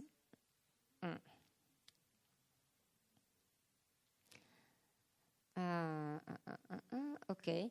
And then you keep on all the process with him. If we don't like, we will just deny and we'll say, I'm not interested in continuing this relation, and it will be deleted from your list. Okay, this is the other guy, for example. This is the screen, and here I can say I agree or I'm not interested. This guy, in his presentation, wrote the website of his business. So the first thing that I went to do was to try and see what he's doing. Because here he wrote a website. But unfortunately, when I go on the website, it's like this. Suggestion, of course, I don't think you need to have this kind of suggestion. If you're not ready, don't put the website direction on your presentation. Okay. They are all. I'm Gabriele. At the moment, I'm dealing with the hangover, so my speech won't be long, I promise. I'm one of the few people that have applied as new entrepreneurs and as host entrepreneurs. I'm involved in several business. I'm established an international trade company in Wales, in Wrexham, the city in the further northwestern United Kingdom. Why I have decided to apply as a new entrepreneur in 2012? Because first of all, I was struggling with the Italian government, and especially with the chambers of commerce, because you have to know that to establish a business, especially in international trade, in the field of international trade, you won't receive a proper support that entrepreneurs deserve to receive. So because of it, thanks by TDM 2000, Angelica's association, I found the information about this program. And to be fair, I was so surprised that around within the European Union countries, there are just a few of businessmen that know the existence of this program.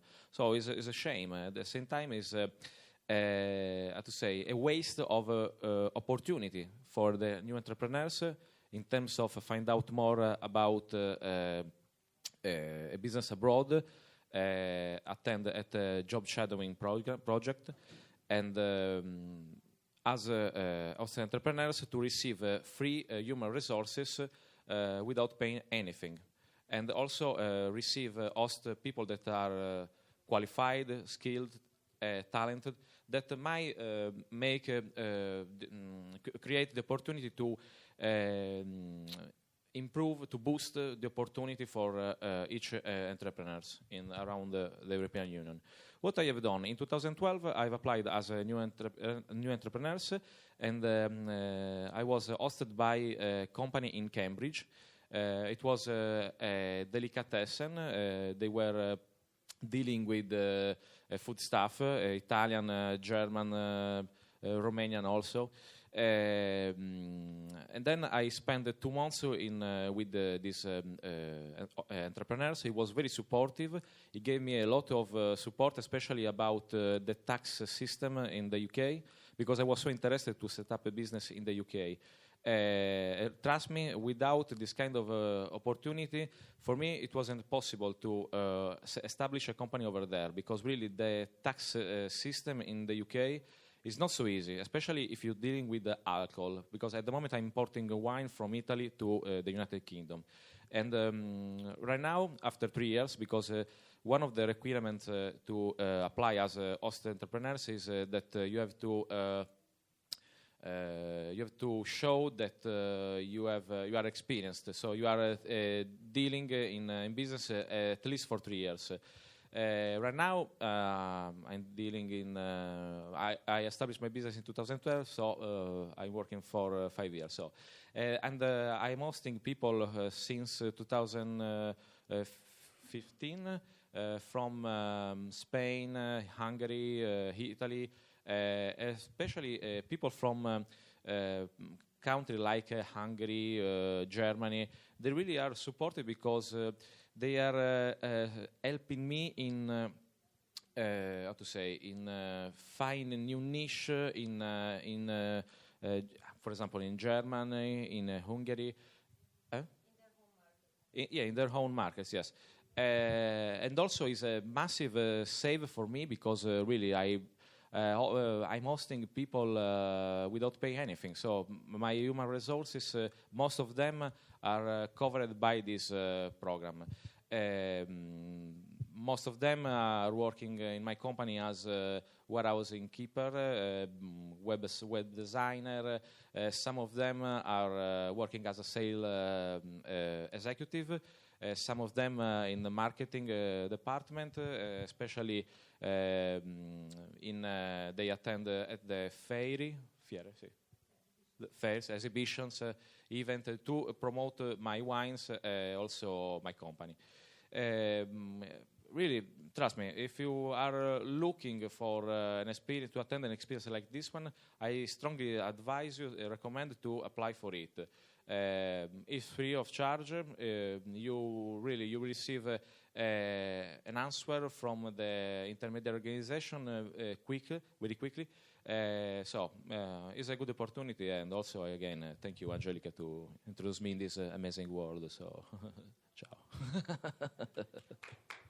Grazie Gabriele, thank you. I already stole time to Olga, so Olga? Yeah, da. Thank you for your attention, and I don't know if you have questions, urgent questions now, I can answer quickly, or you can approach me later also as well. Welcome.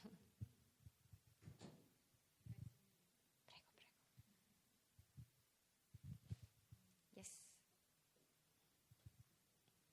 Here.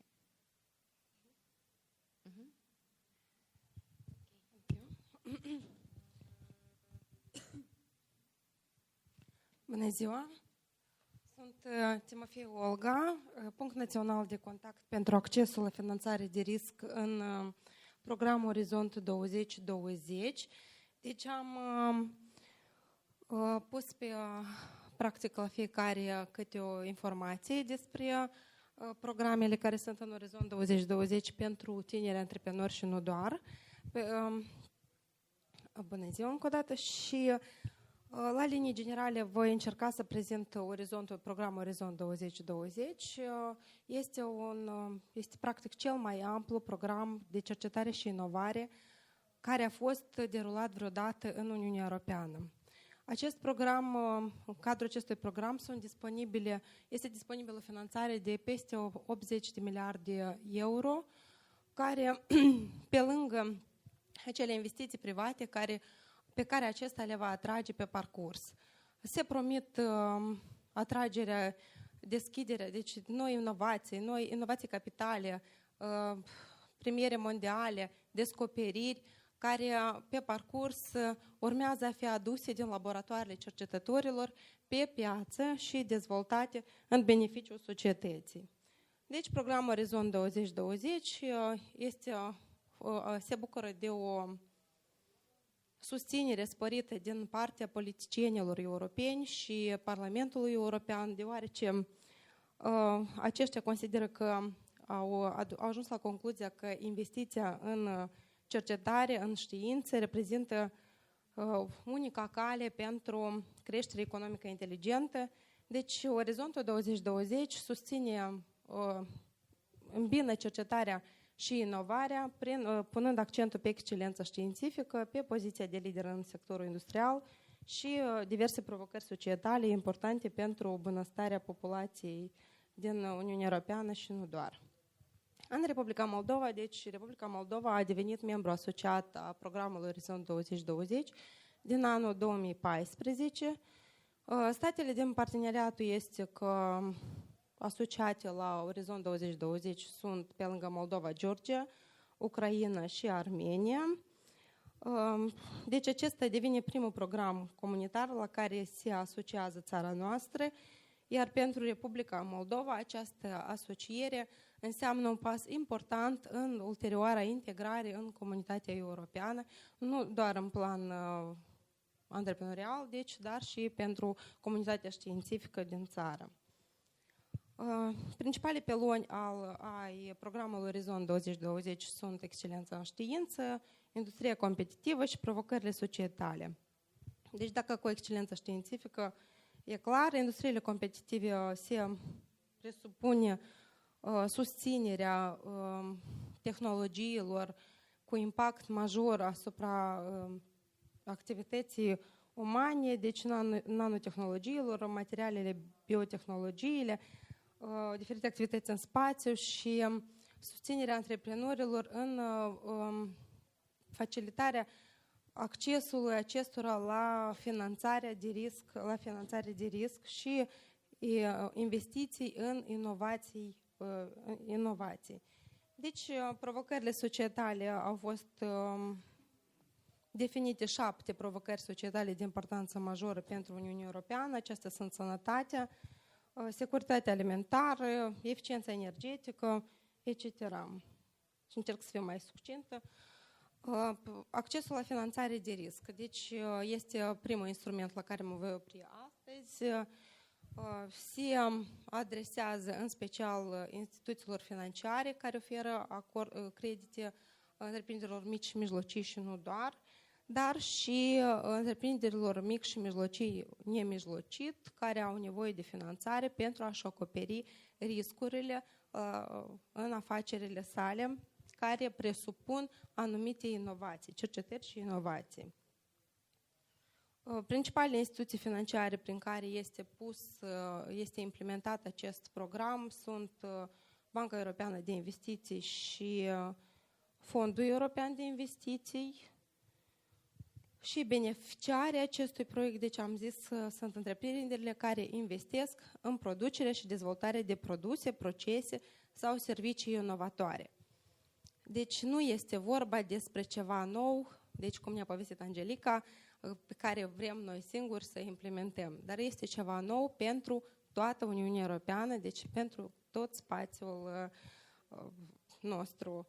Sau ceva schimbat, modificat, altfel vizualizat. De exemplu, aceeași îmbuteliere a apei, deja nu în jumătate de litru sau 0,75, deja este o inovare implementată de cineva și adusă pe piață și respectiv în cazul în care aveți așa idei și aveți așa posibilități de a inova și a merge cu ele pe piață, deja puteți să participați în aceste programe, în proiecte.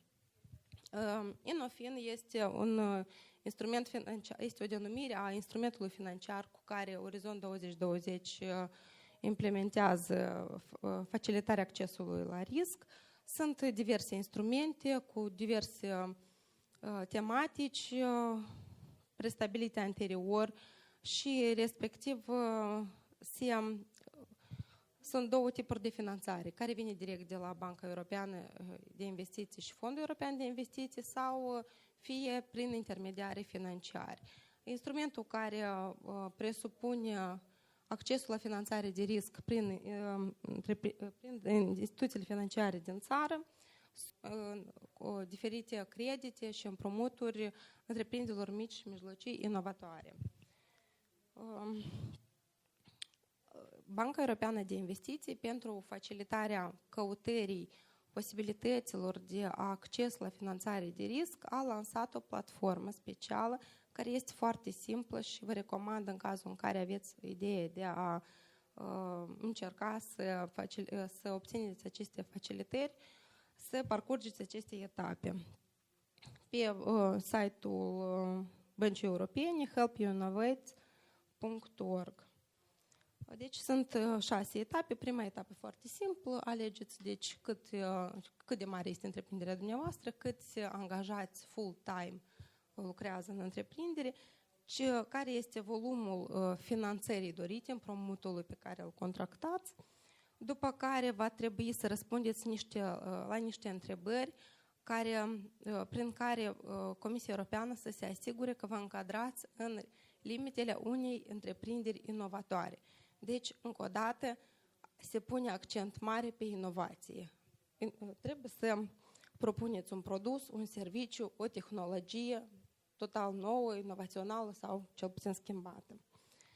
După ce ați răspuns la aceste întrebări și dacă măcar o căsuță dintre acestea este bifată, deja corespundeți cerințelor. După care veți obține un răspuns, deci la ce instrument financiar puteți de fapt să aplicați. Puteți obțineți așa un răspuns, deci nu fiind SMI Guarantee, adică deja să aplicați la o bancă din țară. Aici va trebui să confirmați că că activitatea dumneavoastră de antreprenoriat nu face parte din niciuna din activitățile neeligibile, deci pentru finanțare nu e, deci ce țin de tutun, de exemplu, da, de muniție, armament, droguri, deci ceva care nu este legal nici în țara noastră. Și veți fi rugați să selectați țara de origine și pe urmă veți obține o listă de bănci la care puteți să aplicați.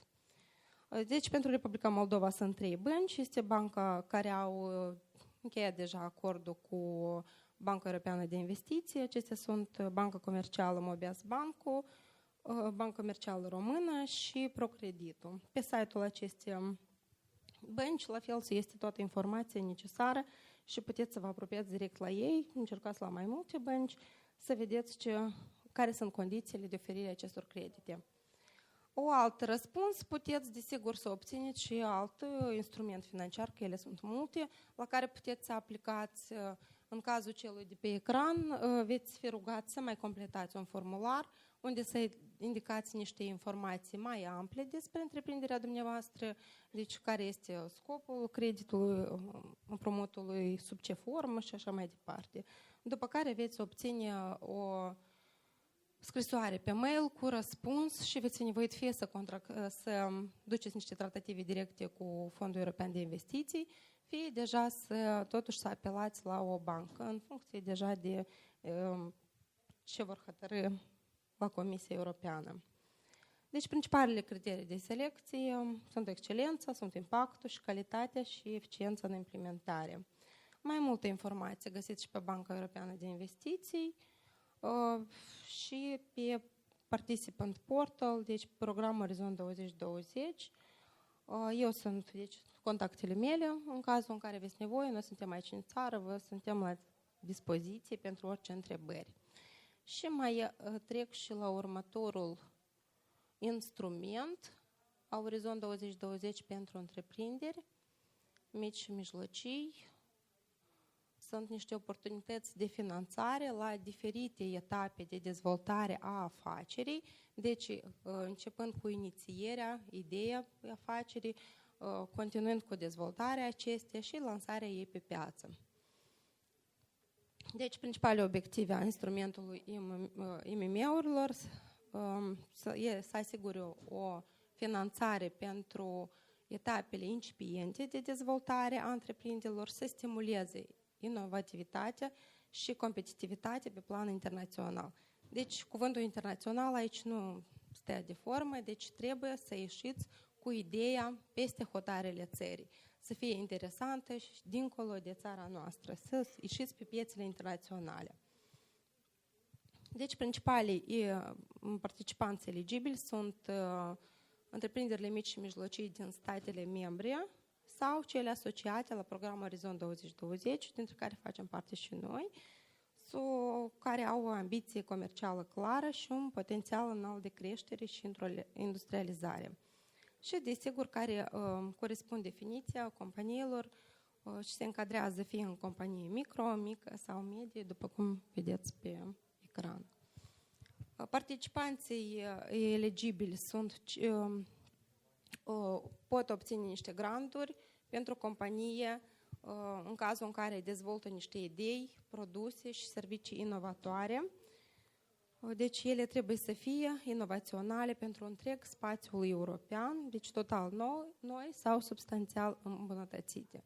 Cine sunt aplicanții? Sunt întreprinderile mici și mijlocii, inclusiv și startup-urile din orice sector stabilit într-un stat membru a UE sau într-o țară asociată, Orizont 2020. Și dacă până în anul 2017 domeniul de aplicare era strict prestabilit, erau vreo 13 domenii de aplicare prestabilite de Comisia Europeană în următoarele 3 ani, deci domeniile nu sunt prestabilite, deci puteți să participați, să depuneți proiecte în orice sector de activitate pe care îl doriți și îl cunoașteți mai bine. Instrumentul întreprinderilor mici și mijlocii este structurat iarăși în 3 faze, despre care vorbim mai departe.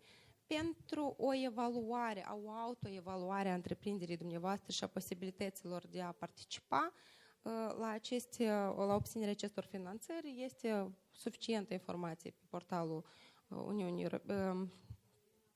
Europa-EU, deci unde găsiți un ghid și posibilități de autoevaluare.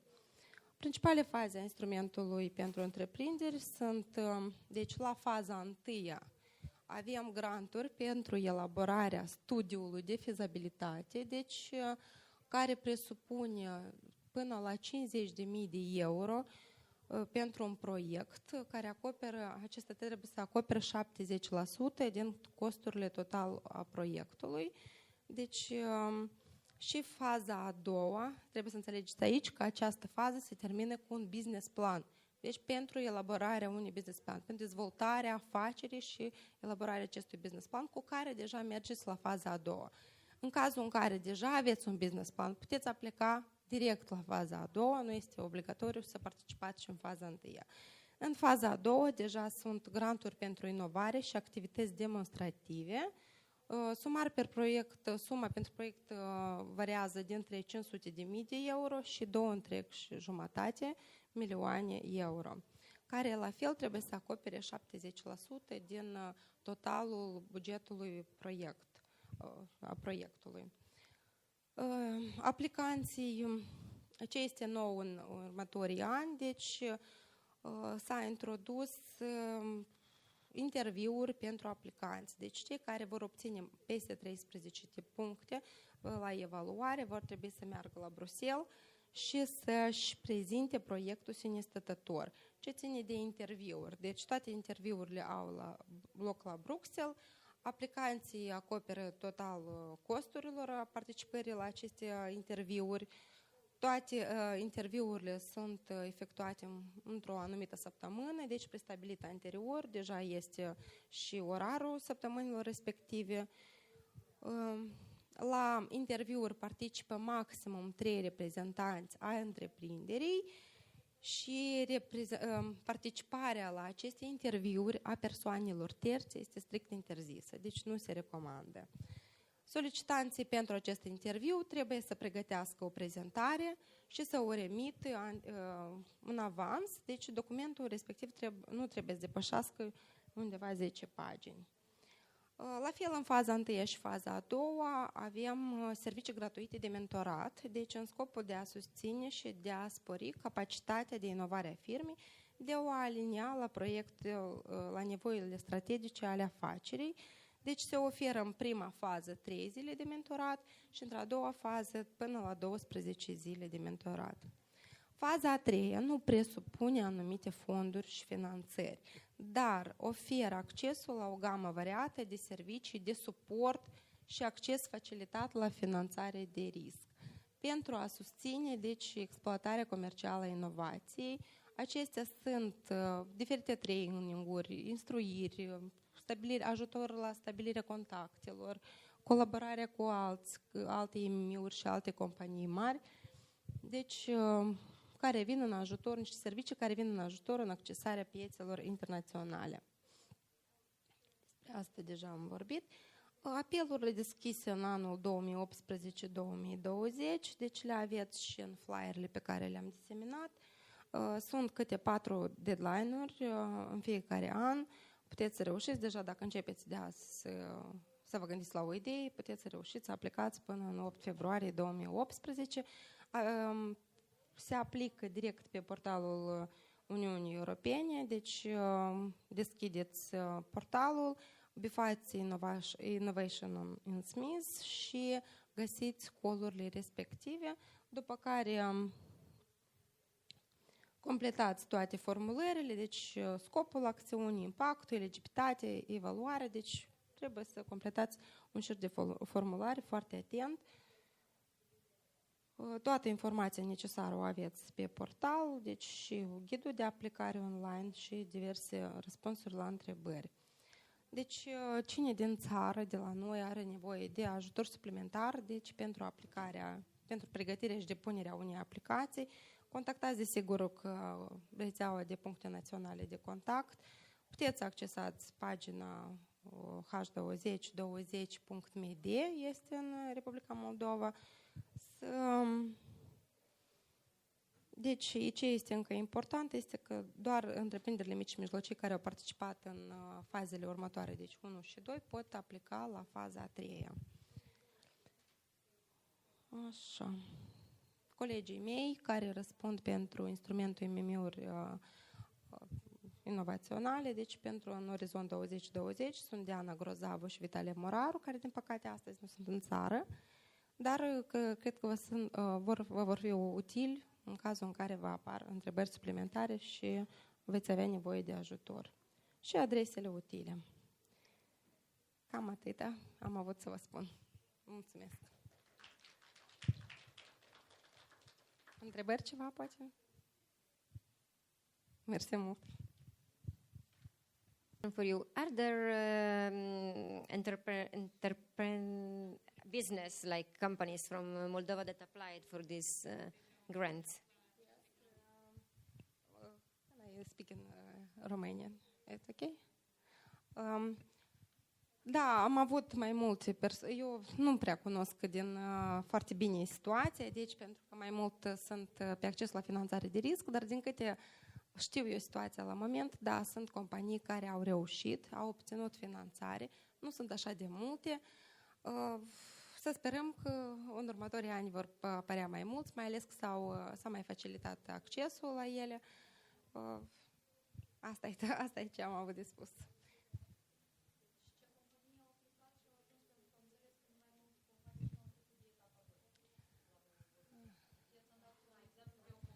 Păi vă zic că nu am informația astăzi, îmi pare rău, deci... Nu, avem 3 companii, cel puțin 3.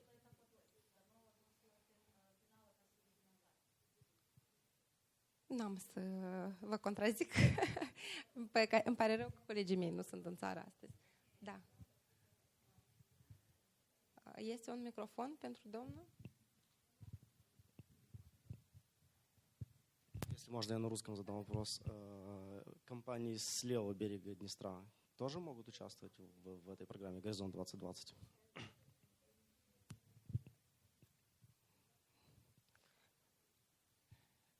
Poate cineva știe, mă ajută? Domnul Tutunaru? Nu știți? Надеюсь, что да.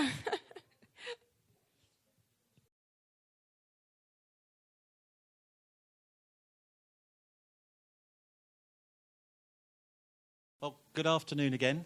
I know some of you gave me your time yesterday, and for that I thank you. I was also told off at the end of yesterday's session because apparently I talked very quickly. So for those of you that were there yesterday, I apologise. And I've got an agreement with the translators at the back that if I do talk too quickly this afternoon, they're going to throw something at me. So if I do go a little bit fast, I would apologise, but it's my passion for the subject. But if we need to just slow down a bit, then please let me know. So a quick introduction to me. My name is Malcolm Heaven. I come from the United Kingdom. Really proud to be here and absolutely privileged to have been working with you guys for the last couple of days. So thank you for that. Background is I spent quite a bit of time working in retail. Started working in a shop, progressed through management, and was lucky enough to one day be asked to go and work in Paris. So I worked in France, Belgium, Holland and Spain, and then one day my boss came in and said to me, would I like to go to Hong Kong? Underneath it, I was really excited, but professionally I thought I have to play this really cool. So I said I need to think about it. And from there, I worked in numerous countries around Southeast Asia. So I worked in Singapore and Thailand, Philippines, South Korea, Australia, and then I came back via Canada. And I then went to what I call Club Mediterranean.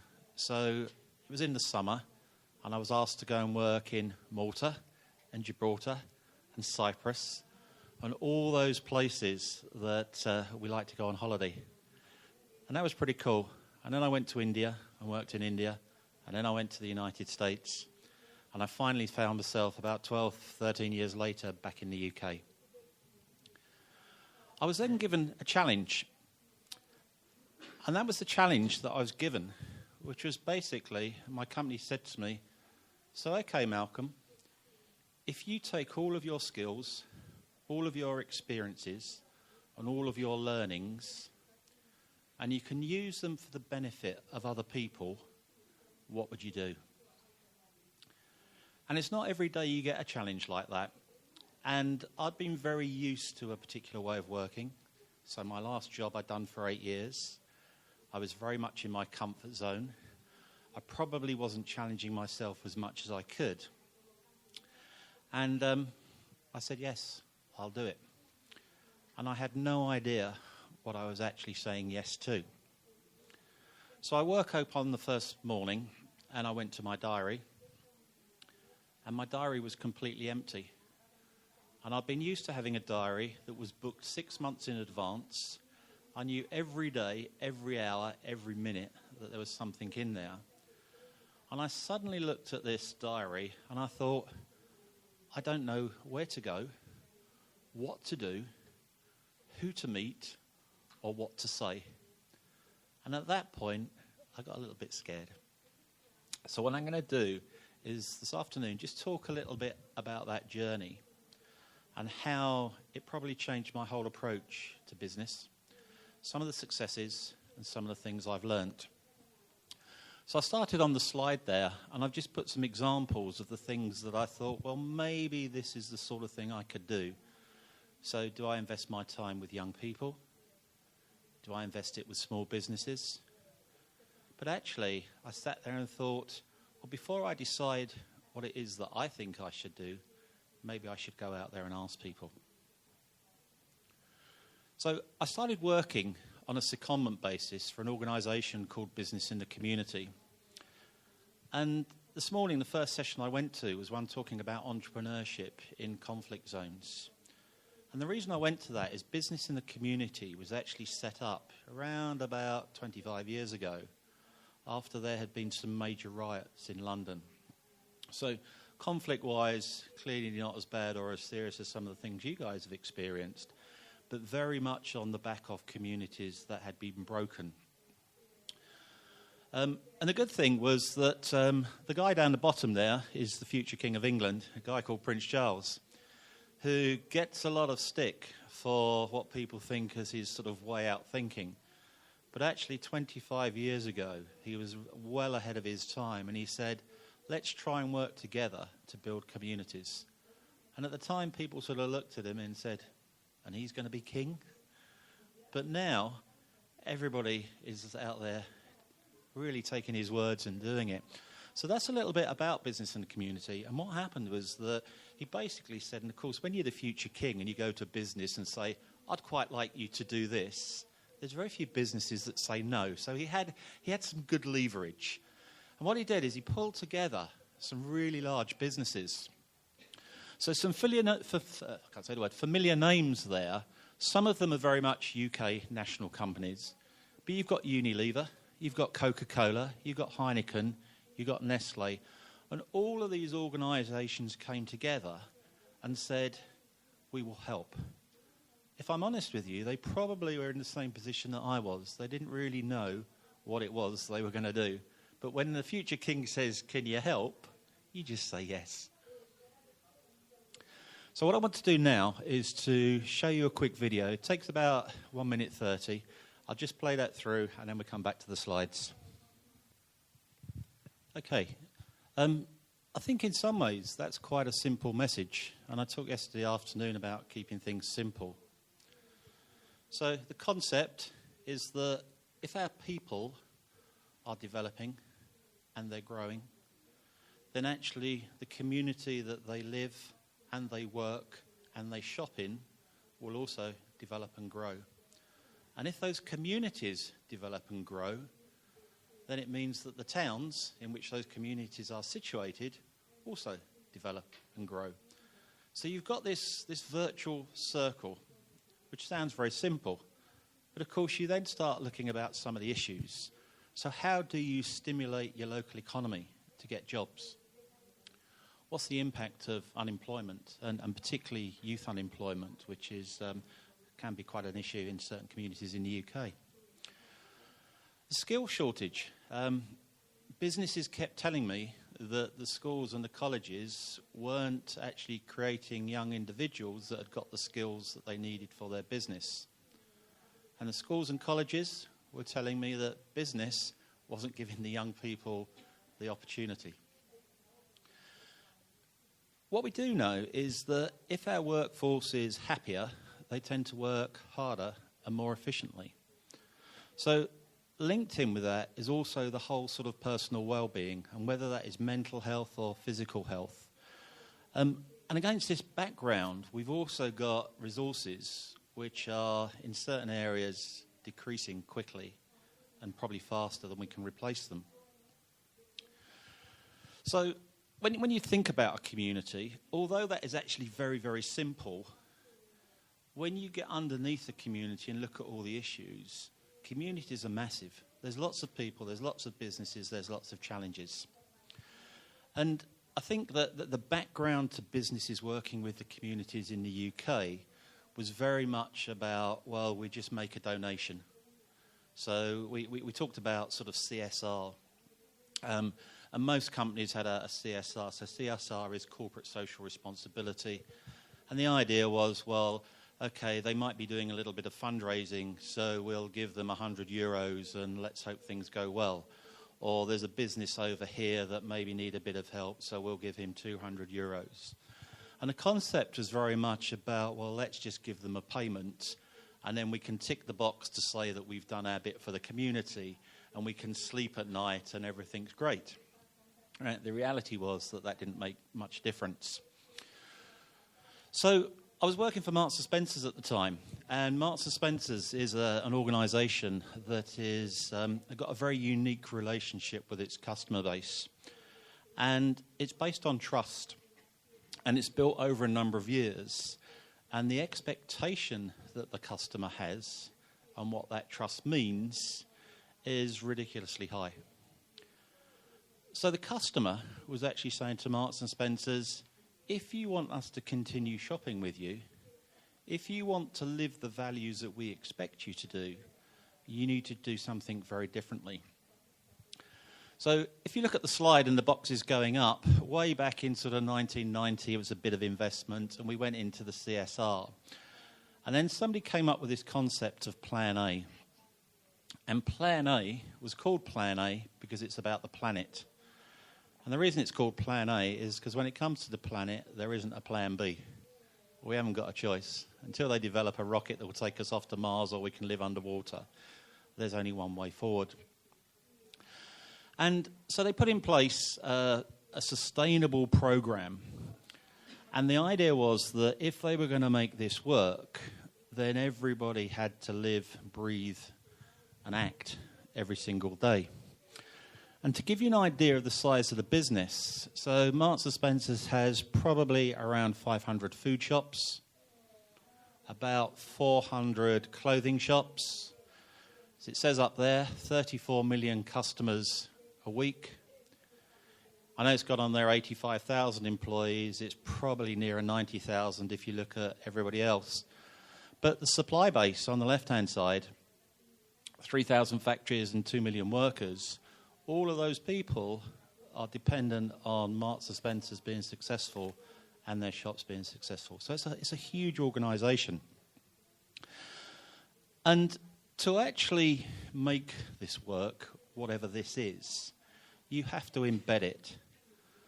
So what they did is they took a step back and they said, right, if we are going to make changes in how we operate, then we're going to have to make some firm commitments. So they came up with a list of 100 firm commitments. And a commitment might be as simple as all of the products that we sell in our store will use free-range eggs. So rather than have battery hens, rather than have cheap things, it doesn't matter whether it's a cake, whether it's an egg dish, or whether it's a raw egg, every single one will come from a sustainable source of free range. Likewise with salmon, and I think probably most people know that if you keep fishing, eventually there will be no fish. They said we will only take our salmon from suppliers that are sustainable. And they started building these little promises in. And what they did is they built it into every single thing. So as a large organisation, you have to have governance, you have to have reporting. You've got, as I said, 85,000 people. And it started getting built into everything. But really importantly, the supplier terms and conditions. So if you wanted to be a supplier with Marks & Spencer's, you also signed up that this would be your ethos. And that actually you would work with them to come up with a new solution. So I'll give you an idea. I'll give you an example. At the moment, one of the problems we have is that every item of fruit has a little plastic label that gets stuck onto it. If you're a retailer and an operational manager, those little stickers are a nightmare because if they fall off, then actually you don't know what date that item has to be sold by. So at that point, you cannot sell it to a customer. You have to get rid of it. Likewise, if you think about all the plastic that's being produced and the customer takes it home and throws it away. So what they're currently trialling, and they're using avocados to start with, is actually printing onto the avocado itself with a laser. So the detail about the product in terms of what it is and the date will be laser printed. Now, the only way you can do that is if you've got a supplier that will buy into that process. So they work collectively to work on that sort of innovation. And this tends to be the key, because if you look at what I've just talked about, the question is about, well, isn't that a cost to a business? And therefore, if you're going to build all of this stuff in which is going to lead to a sustainable future, how do you absorb that cost? And I'll give you a couple of examples. So if we talk about brand protection, first of all, One of the things that Marks & Spencer's does is it works with local farmers. And it knows exactly who the farmer is. It knows where the farm is located. It knows the cattle, the beef, the cows that they use. And to be honest with you, they probably even know the name of the cows. And a couple of years ago, there was a horse meat scandal in the UK. And what happened was some of the big supermarkets, instead of receiving from their supply chain quality fillet beef, was sent horse meat. And when it all unravelled, it wasn't actually the primary supplier that was sending it, because they found out that that primary supplier had subcontracted to a secondary supplier, who had subcontracted to a third supplier, who was in Cyprus, and it came via somewhere else, and all of this meat came in, which was supposedly, so customers were paying top prices for horse meat. And the damage that did to those supermarkets was immense. And Marks & Spencer's could stand there and say, well, we know where our beef comes from. We know the farm, we know the farmer, we know the cattle. And actually, as a retailer, it was probably the only retailer that survived that horse meat scandal in terms of lost sales. Had something similar with eggs. So there's an issue in the UK with salmonella getting into eggs. Exactly the same thing. A lot of retailers got called out because they were actually going through a supply chain that they didn't know the true length of it. M&S sat there and the eggs were fine. And all of that has helped build this brand. I've got planning permission in there. So in the UK, it can be quite difficult if you want to open up a new property to go into a town, get the property and get the permission to actually change it to the particular type of outlet or retail unit that you want. But what they said is that in future, any building that they build will be built with sustainable material. So what you find, and also recyclable material. So what you're finding is that they put in little wind turbines. They put in solar panels. They put in special heating. The stuff that they make the desks and the chairs and the fixtures out of can all be broken down. And suddenly what they found is that when they went to the local authorities and said, this is the shop that we want to put in, and they said, tell us about it, because what they were doing was sustainable, because what they were doing was in line with the government policies, the planning permissions went through far, far quicker. So there's some real commercial value from taking this approach. And that's great because it's a big company. And that was my background. But the challenge I faced was that I worked in a small little town and didn't have a clue what to do. So the town I worked in was a place called Loughborough. But for those of you that find that quite difficult to pronounce, because the English language isn't quite what it should be, we call it Luga-Baruga. And the great thing about Luga-Baruga is it sounds like a tropical island in the middle of the Indian Ocean. So the first thing I did is I realised that I had got no idea. So although I'd lived in this town or on the outskirts of this town, I'd actually got no idea about the communities within it. So what I've drawn here is a very simple map of Loughborough in a grid form. So right in the middle, you've got the centre of the town, and within there, you've got the business improvement district. To the top of it, you've got a world-famous university. And that university, every year, has an influx of about 15 to 18,000 students and workers. So it boosts the population of the town by about 25%. But there was no relationship between the university and the town. On the right-hand side, you've got a large retail park with some big national shops. And on the left-hand side, so you could see straight away that people were getting drawn out of the town centre to this new area to eat, drink, play, and shop. But the thing I didn't realise is that I've put 3 names up there. So the top left, you've got a place called Shelthorpe. The bottom, going across the top right, you've got Warwick Way. And the bottom in the middle is a place called Hastings. And I was amazed to find that those 3 communities are among the top 10 most deprived communities in the county of Leicestershire. And if I look at Hastings, And Hastings, where it is literally across the road from the main shopping centre. It is the number one deprived community in the whole of Leicestershire. So education, opportunity, less so crime, but poverty, and all of these things were literally within 2 minutes of the large businesses in the high street, but not a single business knew. So the first thing I did was I left my car at home, and I spent the first 4 weeks just walking around the town just to see what I could find. And this is what I found. So on the surface, the town seemed pretty good, pretty cool, nice place to go. Underneath it, we found that actually 40% of sales were now taking place via the internet. And therefore, that meant that a lot less people were actually travelling into the town to do their shopping. And of course, if they're not coming in to shop, it also means they're not coming in to have a cup of coffee or maybe to go to the cinema. So the knock-on effect of people not coming in, and I've put about the reduction in footfall, so we measure the amount of people coming into the town, and the amount of people coming into town was down by about 30%.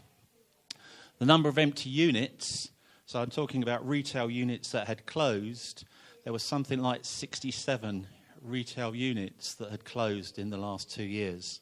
So what used to look like a nice street with a shop, a shop, a shop, suddenly had a shop, then a big gap, then another shop.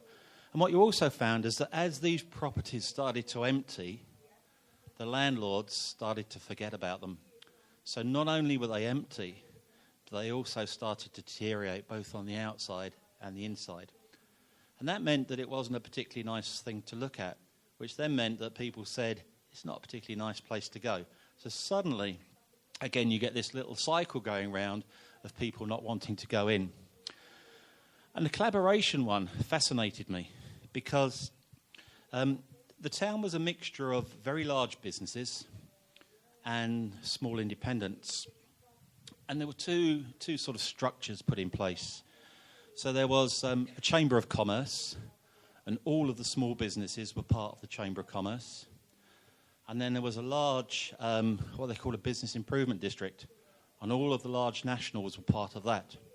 But none of the nationals went to the Chamber of Commerce, and none of the small ones went to the business improvement district. So the two groups absolutely operated independently. And the last point I've put on there was not only was the situation bad, but the resistance that these guys had to change was unbelievable. And I was telling a story yesterday about one of the guys, he runs a coffee stall. And in Loughborough, they got a large marketplace. And the marketplace is full 3-4 days a week. And his coffee stall faces this way. And he sells his coffee from the front of his van. And they decided that they were going to put in a continental market. And the continental market was actually going to be behind where his stall was. So I suggested that he might turn his stall round so he was facing his customers. And he wouldn't do it because he was convinced that he wouldn't sell any coffee. And I explained to him that if I was talking to you and I was doing this, then I probably wouldn't get too much engagement. But he still refused to do it. And it took about 4-6 weeks before I finally, and I just said to him, why don't you just try it? Just for an hour, just turn it round. So this was a fully mobile, on wheels. You got one end, you got the other end, you switched it round. It took him 5 minutes to do. Eventually, he turned it round. Guess what? He sold more coffee. So what we decided we had to do was, first of all, work together. And I think that's absolutely key. So I went and spoke to I thought I'll start with the manager of Marks & Spencer's because I sort of know him and it's a good place to start. And I started talking to him about young people and youth unemployment. And he said to me, Malcolm, there are no young people in Loughborough that need work experience. And I said to him, well, that's interesting because I've walked around the last week and I found 1,200 young people that need work experience. And actually, there's 200 that are a 2-minute walk from your shop. So let's put our coats on and let's go and talk to them. And the second thing we did is we said to the large retailers, how about you sit in a room and talk to each other? Now, typically in retail, the large ones take this approach. So if I work for Marks & Spencer's, I view everybody else in the town as my enemy. I was going to say competitor, but it's a little bit more than that, all right? And I said, why don't you guys all sit together in the same room? And they looked at me as I'd got two heads. And I said to them, I understand that you are competitors, but actually, the first thing you need to do is get people into the town. Because at the moment, if people aren't coming into the town, then they're not going to shop with anybody. So let's get people into the town first, and then the competition will come in, because people will naturally choose whether they want to shop with you or whether they want to shop with somebody else. So I said to them, how about you actually share some of your sales information? And I'm not asking you to share your profit, but I'm asking you to tell me whether you've had a good week or you've had a bad week.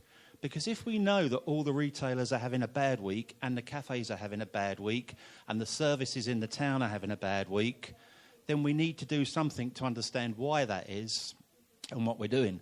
But likewise, if we do something and we try something and we're having a good week, then hey, let's do some more of it.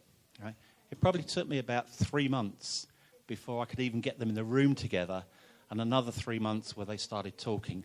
And once they started talking and they realised that we put on an event and we put on a classic car show.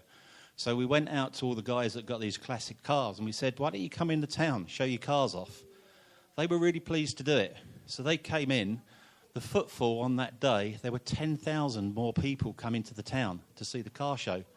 What do you think happened to all the retail sales? Went up through the roof. What do you think happened to the cafes? Went up through the roof. So we suddenly realised that if you put on an event in a town, right, and this isn't exactly rocket science, if you put an event on in a town, guess what? People come in. So it's coming up to Christmas, and we decided to put on a Santa fun run. And we ended up, we had 1,500 people dressed as Santas running around the town. But with those 1,500 people, most of them brought husband, wives, girlfriends, boyfriends, kids. So actually, you didn't just have an extra 1,500 people. You probably had near, again, an extra 10,000 people. And the trade for the cafes and the trade for the supermarkets on those days went up by, I think it's 200%.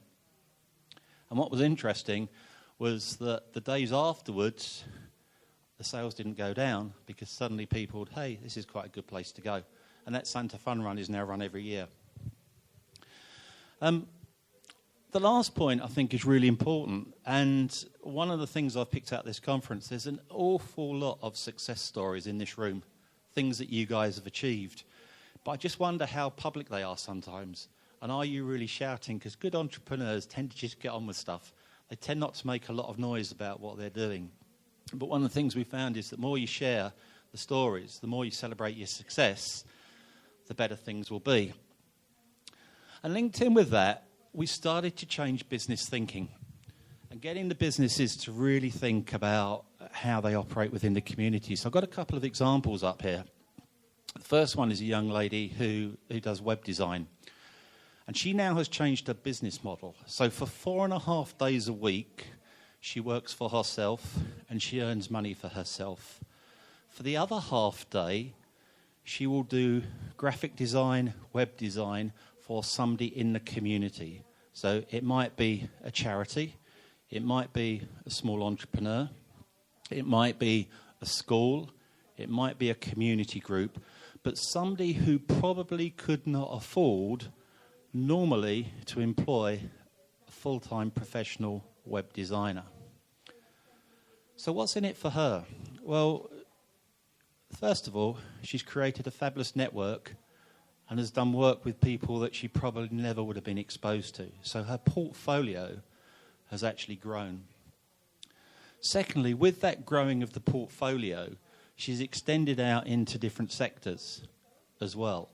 So as a result of her doing half a day for the community, which in effect is free, her 4.5 days now is far more profitable than it's ever been. And she started taking people on. So it's a very different business model that she's done. Second one, Pete's Pizza, is it's a pizza place. And I've put at the top there about ask yourself what your point of differentiating is. Pete's Pizza, the first thing they said is we're not going to sell ordinary pizzas. So we've got Pizza Hut, we've got all these commercial guys, but we are going to sell proper Italian sour bread pizza. The guys were Italian anyway, so they said, well, let's go to Naples, because we know that if we go to Naples, that's where they make really good pizza. And they also said, what we're going to do is we're going to take our chefs from Naples. But we're not going to go get chefs. We're going to get young people off the street of Naples, and we're going to bring them over to the UK, and we'll support them coming over, and we'll train them, and we'll mentor them, not just in pizza making, but also in life skills. So they took all of their chefs from the streets of Naples and brought them in. And then they said, right, let's look at our waiting staff. Right, we're going to take all the kids off the streets of the UK. So they've created this pizza parlour, which is actually completely unique in terms of how they recruit. So nobody comes in via the traditional schools college method. They're taking young individuals who, for whatever reason, have found themselves on the street, probably given up on life, life's given up on them, and that is what their workforce is based around. Guess what? Absence is lower than they've ever had. The skills that those individuals have got means that some of them now are going into management positions. Well, let's look at sustainability. So we're going to create this pizza parlour, right? Well, let's go to junk shops where people are chucking stuff away and see what we can find. So when you go into Pete's Pizza, it doesn't have a set of tables which is all nicely uniformed and lined up. It actually has probably 30 different tables of all sizes, shapes. The main table in there is a big billiard table. And what they've done is they've got this table, they put chairs around the outside, they put a top on it. The salt and pepper pots that they have are Coca-Cola bottles with the lids that they've just put the sort of holes in the top. The menus are actually old video cassette cases that they've put the menu around the outside. So they have taken everything, and all the decor is stuff that everybody has thrown away. The lights that they've got, if anybody does any DIY, so you sort of work at home, you have glue guns, and the glue guns you can press and it squeezes the stuff out. So what they've done is they've hung those down from the ceiling, they've put a light bulb in, and so the whole place, in terms of the fit-out cost, probably cost them nothing. So very different. And then what happened, they had a guy that went in there. Everybody knows about TripAdvisor? And the guy said, it's the worst pizza I've ever tasted. And he was probably one of those guys, and you get them on TripAdvisor, that go out occasionally, have a meal, and just absolutely destroy the business afterwards. Because, believe me, the pizzas are really good. So what did they do? They wrote on their wall, they got a big wall on the side, and they put, come and try the worst pizza that some guy had ever had in his life. All right? So they turn that negative into a positive. And at the same time, they thought about how they use social media. And what they said was, okay, so TripAdvisor's okay for telling people whether it's good or not, and we can tell you whether it's good or not. But actually, the best way for a restaurant or a cafe to be endorsed is by your friends and by your colleagues. Because if somebody says to you they have a good experience and they go to a restaurant, they come back the next day and they say, oh, I went to a great place last night. And you're like, where was it? And what did they do? And you want to go there. So what they do is when you get there, everyone knows about Facebook, how you check in. Right? If I check in Pete's Pizza, then they will give me a free topping on one of my pizzas. So it probably costs them 6 mushrooms, 1 tomato, a little bit of onion. So it probably costs them, I don't know, less than €1, less than half €1, right? But what it means is that actually I'm endorsing their brand to the community. So very clever way of thinking about marketing. And then the last example, which is not up there, is that a lot of the the smaller businesses that we worked with, had got no social media presence. And what's the first thing you do when you go into a town? So I arrived in Moldova. First thing I do, you get out your phone, you type in where to eat, where to shop, and if it's not there, it just passes you by. So we went to the university, and the university has got a lot of really bright young people, and a lot of them are really clever with social media. So we said to the university, how about your students mentor small businesses? So what's in it for the students? It allows them to be involved in the community. It allows them to know the town quickly. It allows them to build up a portfolio. It allows them to build up experience. It allows them to build skills. What's it in for the business? It allows them access to individuals and a service that they probably don't understand. So what the university do now, and it's all free, so the university students do it for free, the businesses get it for free. They have a 4-week induction, 1 day a week, and then the students will mentor those businesses for the next 6 months. So again, it's not costing any money, but it's about people investing their time and their energy and their skills to actually work together to build a better community. And what I want to do now, I've got 3 examples which are all quite different of enterprises that we've set up. And I've talked about the mindset because the first thing that I think you have to do is change your mindset. So the first one I'm going to talk about is a vintage shop. And in the UK, we have what they call charity shops. And the charity shops are an excuse to open up something and probably create the worst retail environment you've ever seen. Typically, the shops are run by little old ladies, little old men who are supporting the charity but have got no background or knowledge of retail. When you go in there, the displays are really poor, the service is really poor, but because it's a charity, people buy. Or they used to. Because what then happened was a brand of shops came in called the pound shop. So the equivalent of the euro shop. Whatever they sell in there costs you €1. So suddenly the point of difference that the charity shop had, which was around price, didn't exist. So we said to the guys, right, you have got to start thinking about yourself as a competitive retail unit and not a charity shop, because you are competing with everybody else in your area. But of course they didn't have the skills. But we got businesses that have got those skills. So we went to the businesses and we said, right, we need some of you to come and help these guys plan. We need some of you to come and help visual merchandising. I've got equipment up there. So a mannequin, you know the mannequins that they put clothes on? They cost about €300-400 a piece.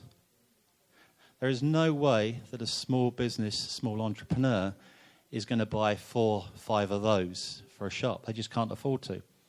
Guess what the big retailers do? So the retailer I work for, you can have a lovely mannequin and the finger breaks. The moment that finger's broken, they say, we're not going to use that anymore. We'll put it on the rubbish pile.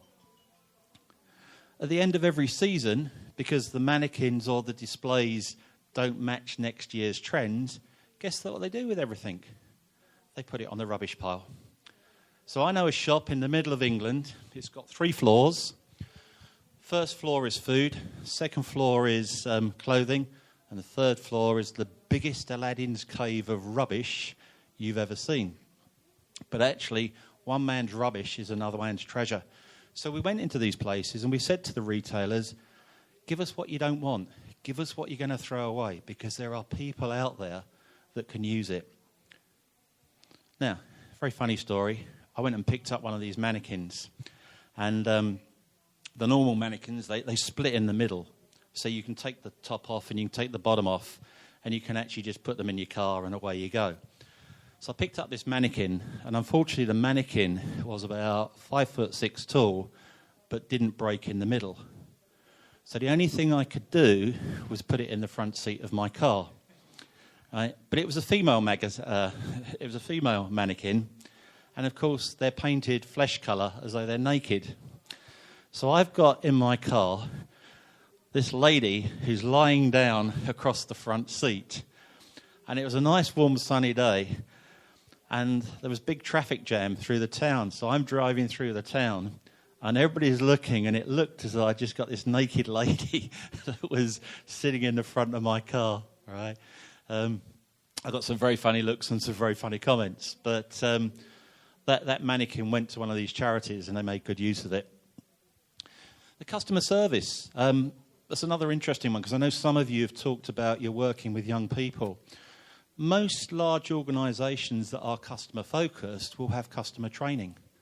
So we went to those businesses and we said, hey, how about you come in and do a training session for some of these small and medium enterprises? How about you share? Because, again, building those customer service skills isn't going to be that point of difference. The large Marks and Spencer doesn't have to worry that suddenly this little guy down here is actually going to steal his customer service skills, because it's in the best interests of everybody in the town and the community for customer service to be the best it can. So they came along and they said, yeah, we'll do that for you. We'll take our training material, we'll take our people, and we'll come in and we'll train your young people. Now, again, if you think about it, if you paid a consultancy to do that, it'd probably cost you a lot of money. But if you've got the town investing in itself and you get it free, it's a good deal. So what happened is that the first thing was that we actually filled an empty unit in the town. So we went from 67 down to 66. And over a period of time, we took that down by about 50% by creating these small units. We created jobs, we tackled some of the social issues, because this particular charity was actually a charity that dealt with homeless people. If you give a homeless person a job and they suddenly start earning money, that gives them a lot of opportunity to turn their life around. So what happened was we took people that were homeless, we taught them retail skills. And I think probably the best success story is a young lady who, she started working in this small unit. She then decided she was going to go work for Marks and Spencer's. She got a job for Marks and Spencer's. She then decided, hey, do you know what? I can make something out of my life. So she's now currently at university and she's studying engineering. What she's also doing is, while she's studying engineering, she's gone back to the social enterprise and is actually giving something back, because she's now volunteering there.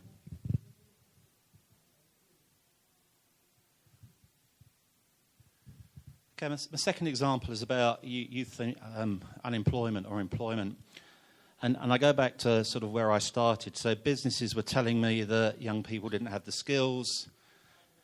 Schools, colleges were telling me that businesses didn't want to help. And I said to both of them, how about you sit down and talk about how you can work together?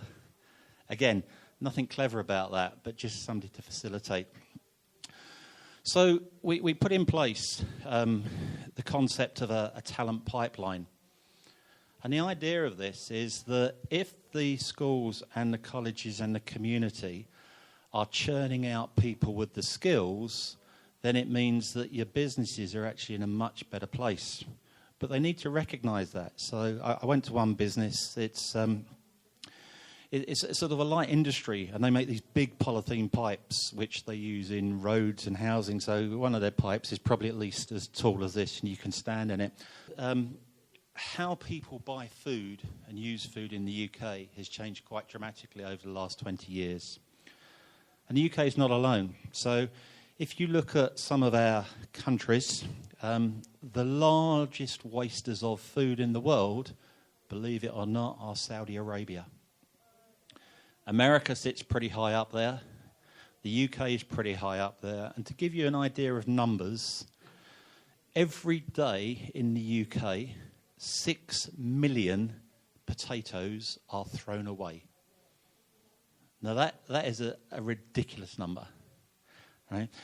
And every household in the UK, on average, throws away between 600 and 800 euros of food a year. But actually, that's only the tip of the iceberg. And when you look at why, it's all about business procedures. So in the UK, we've moved away from the traditional small businesses, away from independent traders, away from markets, and you have these things called supermarkets.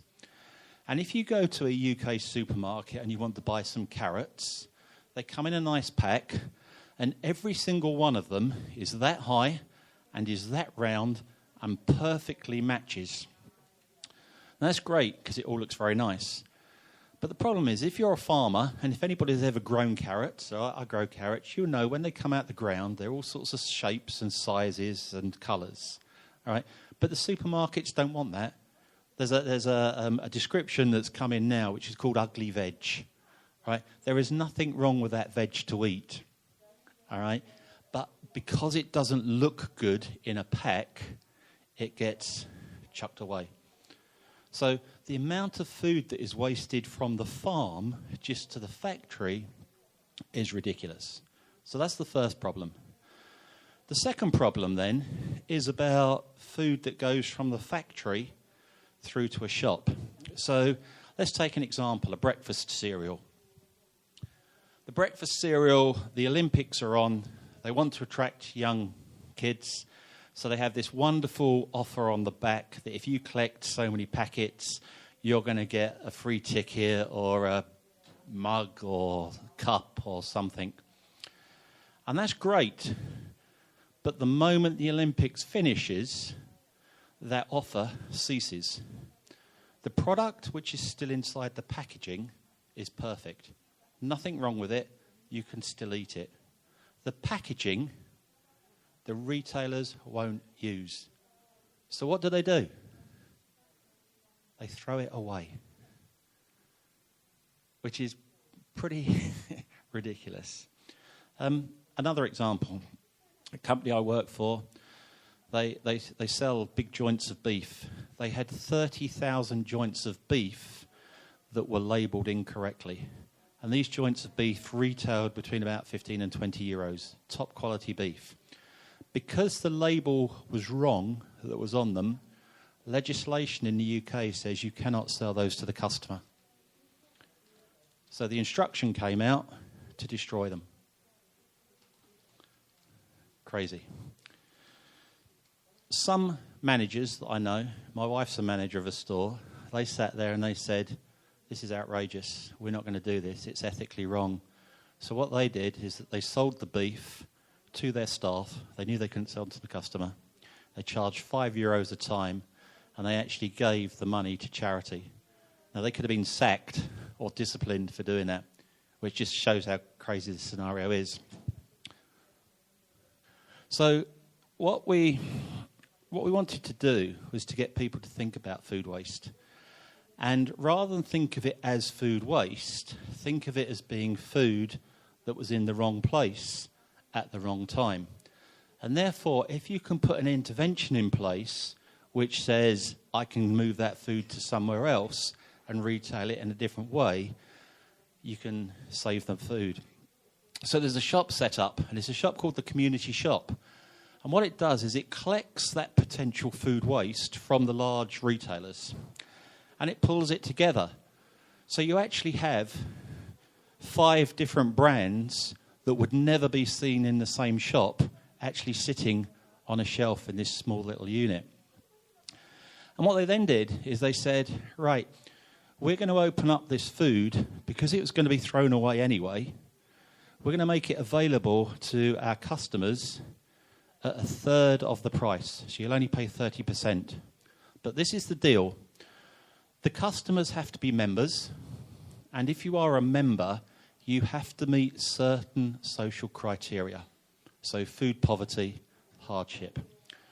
But the deal isn't that you buy food cheap.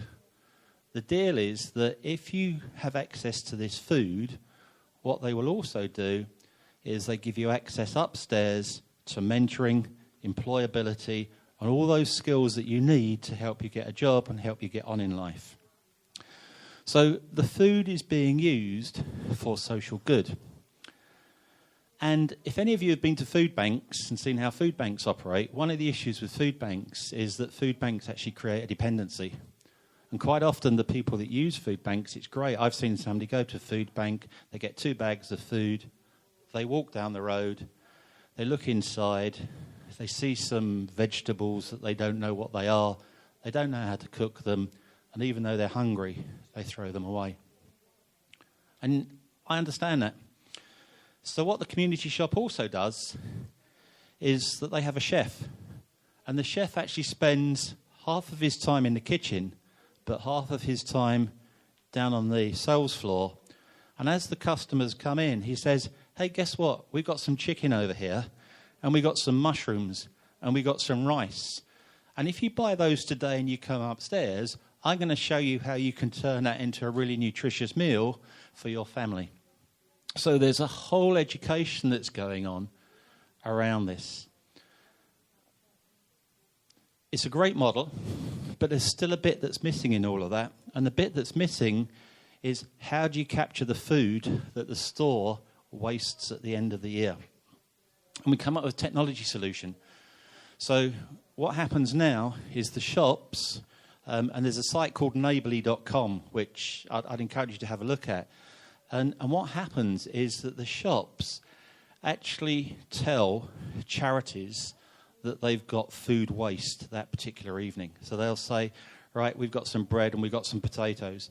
And the charities just jump in a car and jump in a van, drive straight to the place itself, pick it up and take it back. So historically, instead of it actually getting thrown into the rubbish bin, the food is now used. Now, all of that combined is only just beginning to tackle the issue of food waste. But the concept of using it in a social way to create skills is something which is new, and I also think it's something which can be transported. But the biggest mindset change is the fact that food waste is just food in the wrong place at the wrong time. So I just want to pick out some of the learnings from that. I think the first thing is that there are so many issues out there. Don't worry about it. It doesn't matter whether they're big, whether they're small. Just get on and do what you can, because anything you do will make a difference.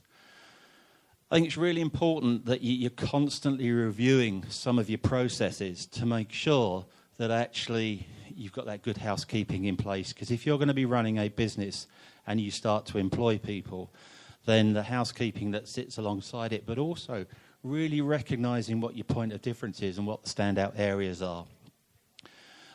I've talked a lot about the power of partnerships, and I genuinely believe, and you know, to me this is what today and yesterday is about, is that if you can create partnerships in your own countries, in your own communities, cross barriers, across the globe, right, you have got a much better chance of survival. But those partnerships have to be mutual. Those partnerships also have to have the same set of values and have the same ambition. And I talked yesterday about a great example of a partnership with factories. So there's a lot of factories out in India and Bangladesh, and there's lots you read about, dare I say, Nike and others who have been employing young people that are underage, etc., etc. So M&S and some of the other companies worked together, and they said, right, what we're going to do is we're going to make sure that we know exactly who is employed in this factory and how this all works. But what they discovered was that a lot of the workers were young girls, and when these young girls got paid at the end of every week, as they walked through the factory gates, there was either an uncle or a father or a brother who would be standing there, and as the girls walked out, the guys would take the money. So although they were working, they didn't see any benefit or development. Now, there's a lot talked about modern slavery, whether that is part of the definition. So they said, well, how about if we give these girls a bank account and pay it in the bank account? And actually, if we do that, it gives them an opportunity maybe to do a little bit more with their money. So they went to the banks that they used, and they went as a collective, and they said, how about you give us some free bank accounts for these young people so we can put it in? Right? And it's a great example of different sectors coming together to actually create a partnership which is going to help a community to thrive. The last point on there is, again, something that I think, and I talked about change yesterday.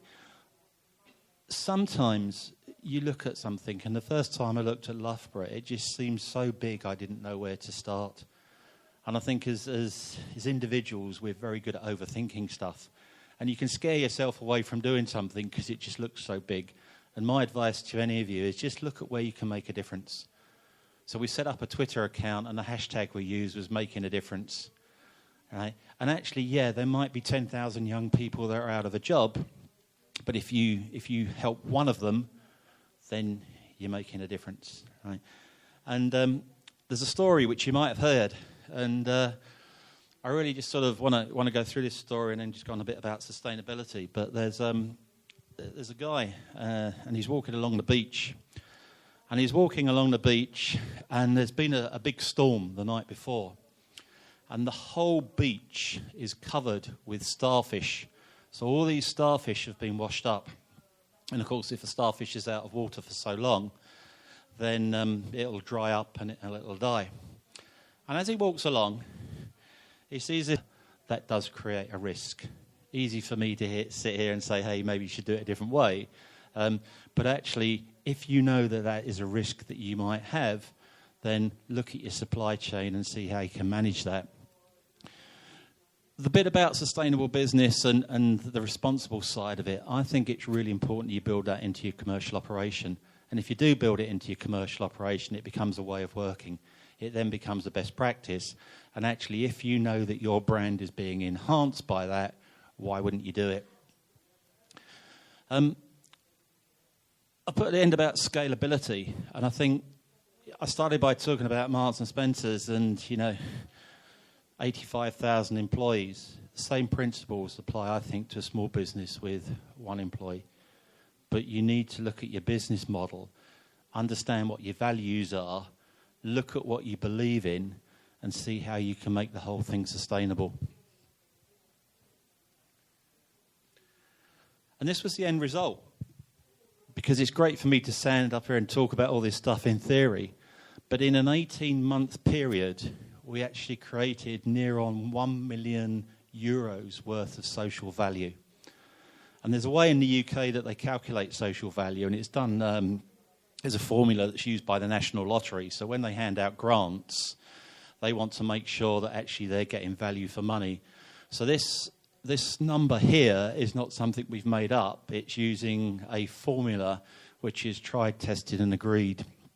So in the small town of Loughborough, with the small businesses and even the national businesses in there are probably at the smaller scale of their sort of portfolio, we created over €1 million of revenue into small enterprises, social enterprises, community groups, charities, town centres.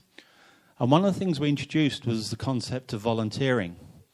And most of the businesses in the town decided that each of their employees could have one day a year that they could volunteer to do anything they wanted in the community. And we ended up getting 3,000 hours worth of volunteering. And that volunteering was everything from creating a community allotment to help people grow vegetables, to help with poverty. It was going into a charity shop and helping them to redesign what it looked like. It was working with young people to give them interview practice or help them write CVs. It was cooking meals for elderly people or taking them to places that they couldn't. So one of the things they did was that the shops all opened one evening, especially for people that needed help to shop. So 9 till 5 is pretty difficult. If you've got some sort of disability to get in, it can be a bit intimidating. Some people, mental health-wise, they don't want to do it. So the shop said, we'll tell you what we'll do. We'll put a special evening on from you. You can bring your carers, you can bring your helpers. The council said you can park directly outside the shops.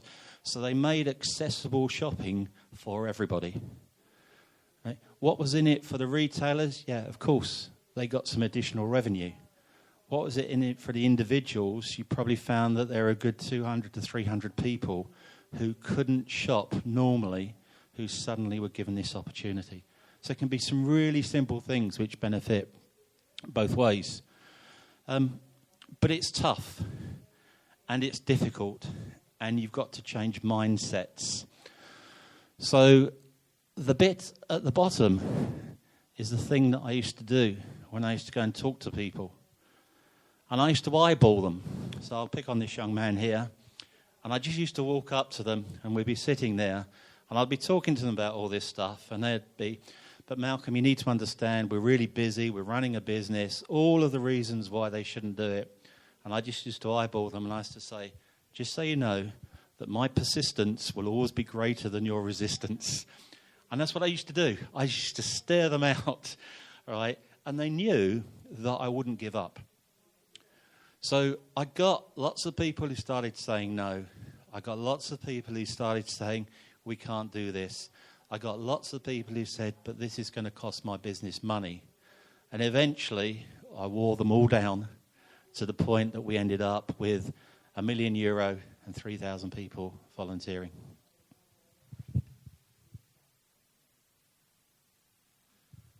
And that's the end. Thank you very much for listening. Have we got any questions?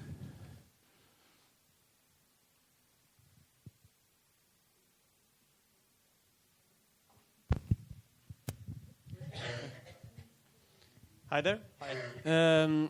One question, because at the beginning of your presentation, you show us a video that was focusing probably more on, let's say, real businesses. Yeah. So it's probably more over the profit side. The thing is, you also talked about the circular economy. Yeah. Are we sure that in the UK you have so much circular economy and you don't rely on imports from, let's say, Asia or something else?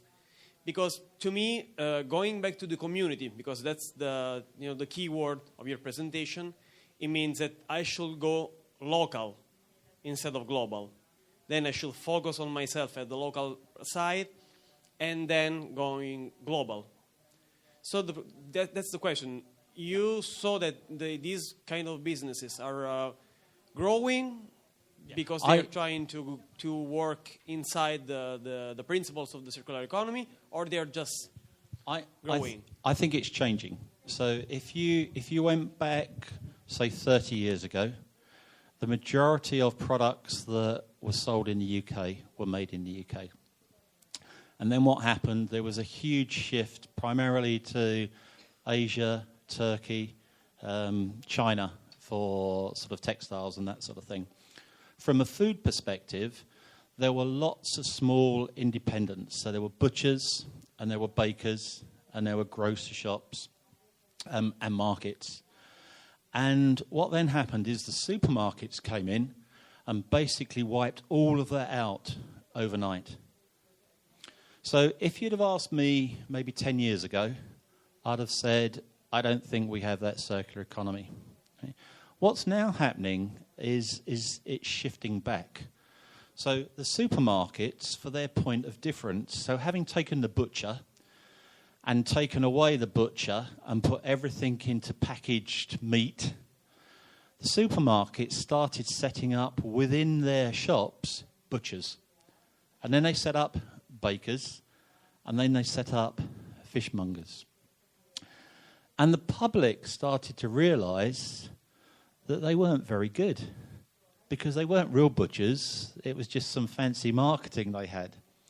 So what happened, and what's happening now, is, and it's been rebranded now, so it's now called artisan food, and bakers are suddenly starting to re-establish themselves, and butchers are. And the latest one is, so in the UK, we used to have a milkman, and the milkman used to come around every morning. He used to take the milk directly from the farm and actually deliver it to every household.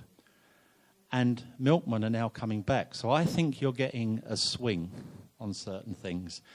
There are still products that are cheaper. The raw material is cheaper to buy it through China or through other countries. And I don't think you can ever avoid that. But what you are seeing is there's much more of a swing for localization, and even down to products. So we were talking earlier about Wales, which is obviously a small part. The Welsh are famous for their lamb. There's a joke that there's more sheep in Wales than there are people. And they're also famous for their cheeses. And the Welsh customers were coming in and saying, we're not going to buy that lamb which is from New Zealand, and we're not going to buy that lamb which is from Australia, because we know that there's a farmer who is just down the road who is selling lamb. So they have forced the supermarkets in those areas to say, we're not going to sell New Zealand lamb, we're not going to sell that. We are going to go back to those farmers. And in Wales, they sell Welsh lamb and they sell Welsh cheese. And you see now that even within the supermarkets, there's some regionalisation going on around food product, because people are saying, we want you to support our local economy. So that the supermarkets are having to change their behaviour, and some of the other shops are. I think when it comes to smaller businesses, there's a lot more. So it's the nationals that I think have probably inadvertently blown that circular economy away.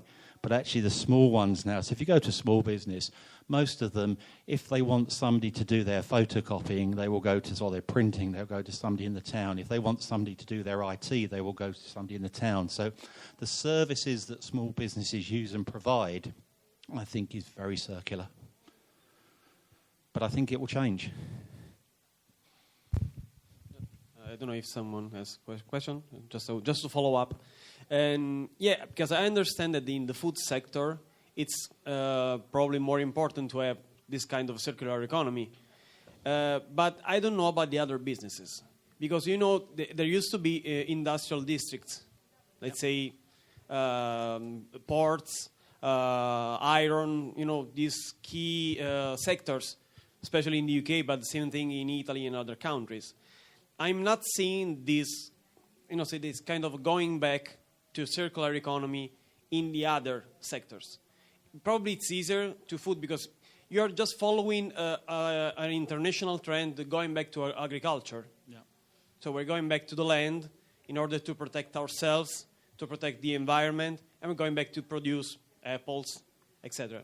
The thing I'm not saying is the development of the community in the sense of going to other kinds of businesses.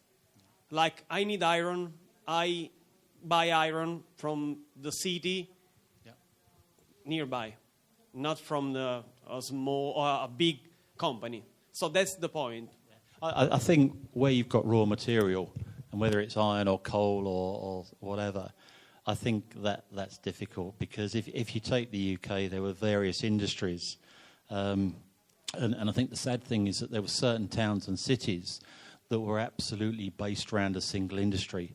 And as that industry has disappeared, so steel making, coal mining, the community has just gone inward, because the vast majority of people were employed in those industries, and by getting money from those industries, they were the ones that were then supporting the other retail units, the other services. So as that introduced to maintain employability in a place where, and if I look at the community shop that I talked about, that is absolutely into a mining community, because the vast majority of men, all they have known is working in their mines, because their fathers worked there and their grandfathers worked there.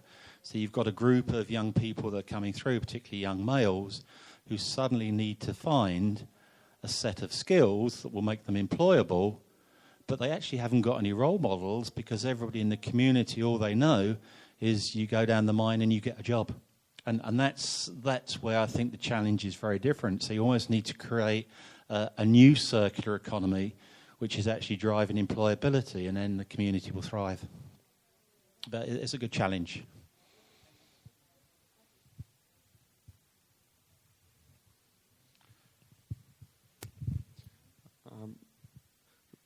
So you did this project in Luga Baruga. Yes. And if you would be me in Chisinau, and you want to make such an impact here, what will be your path, first steps to make that change? Okay. The first thing is that I just say that having done this in Loughborough, it was deemed to be so successful, they said to me, here's a list of another 30 towns, can you go and do the same? Which was a bit of a challenge, because for me to get to 30 towns on any week was quite difficult. But I think the first thing is to really understand what the needs are, the genuine needs of your community. And to do that, the only way to do it is to leave your car at home, to leave public transport, to get on your feet and walk around and really understand what the social issues are in the community that you work. Because the politicians will tell you one thing. The media will tell you something completely different. And if you're lucky, you might get an element of truth between the two. If you're lucky, all right? When you go out there, so as I say, I went and spoke to a store manager. He told me that there were no young people that needed work experience. I managed to find 1,200. Right? It's a bit of a difference. Right? When you talk to the local council, they will tell you that there isn't a homeless issue in the town. If you walk around the town at 8 o'clock at night, you can find various young males, various young females who are sleeping rough in some area. But of course, some of these people don't necessarily want to admit to that because it doesn't particularly buy them votes. So I think, first of all, be really clear on what the overall needs are. And then look at what is it you could do which will actually enhance your business. Because going back to this, the real benefit is that there is mutual benefit to both parties. So the business will benefit from this as well as the community. So think about the skills that you've got. Think about the interventions that you can make. So I'll give you a statistic, right? We know, and it has been proven, that if a young person gets 4 interventions from a business, 4 interventions, they will be 5 times less likely to be long-term unemployed. Right? Now that has been statistically proven in a large area. So my challenge to you guys is, okay, if we've got a group of young people out there, how can we do 4 interventions? Okay? So you could come along and your intervention would be, I'll talk to them about my business. I'll talk to them about my experience. I'll just talk to them about what happened when I left school and how I've ended up doing the thing I've done. And that is a simple intervention. And I'll come across, and this young man's going to say to me, well, what I can do, Malcolm, is I can help them write some CVs. I can help them think about the skills that they've got. I can help them think about how they're going to sell themselves. Because most young people haven't got a clue what to put on their CV. And they say, I haven't got any experience. And you say, yes, you have. And you sit there and you say to them, how many of you can speak another language? And some of them put their hands up. And they say, but we've never had any responsibility for anything. So you say to them, so how many of you look after somebody's children? And they put their hand up. And I say, well, I'd rather trust you with my children than I would my PlayStation. Yeah? So you could help them with that. And then I'll come across to this young lady and I'll say to her, how about you do some mock interviews for these young people? And it might take you an hour to do. But actually, we've already got 3 interventions that you could all do. And if you've got one young person that you, in effect, stop going down that route of unemployment. And do you know the interesting thing about this? The number of young people that the businesses have worked with where they've suddenly found a star in amongst the young people that they've been talking, and they've gone back and they've said, do you know what, how do you fancy coming to work for us? So although they're not there to recruit, the spin-off that they've had in terms of identifying talent, and I go back to that the phrase we used was creating a talent pipeline, is something that you could all do. Because I sat in the room this morning and was inspired by a number of the people that were talking to me. I guarantee that every single one of you in this room could go and talk to somebody and inspire them. And it might not be a young person. It might be somebody who's been in one of those industries been a miner for 30 years. That we've found is that there's a lot of young females who have gone through that route, and it's amazing how quickly they have lost their business confidence in the period that they've been sitting at home and looking after their children. So actually helping them. And again, they're like, I haven't got any skills. Okay, so you look after children every day. That's a pretty difficult job to do. Right? Would I fancy doing it? No.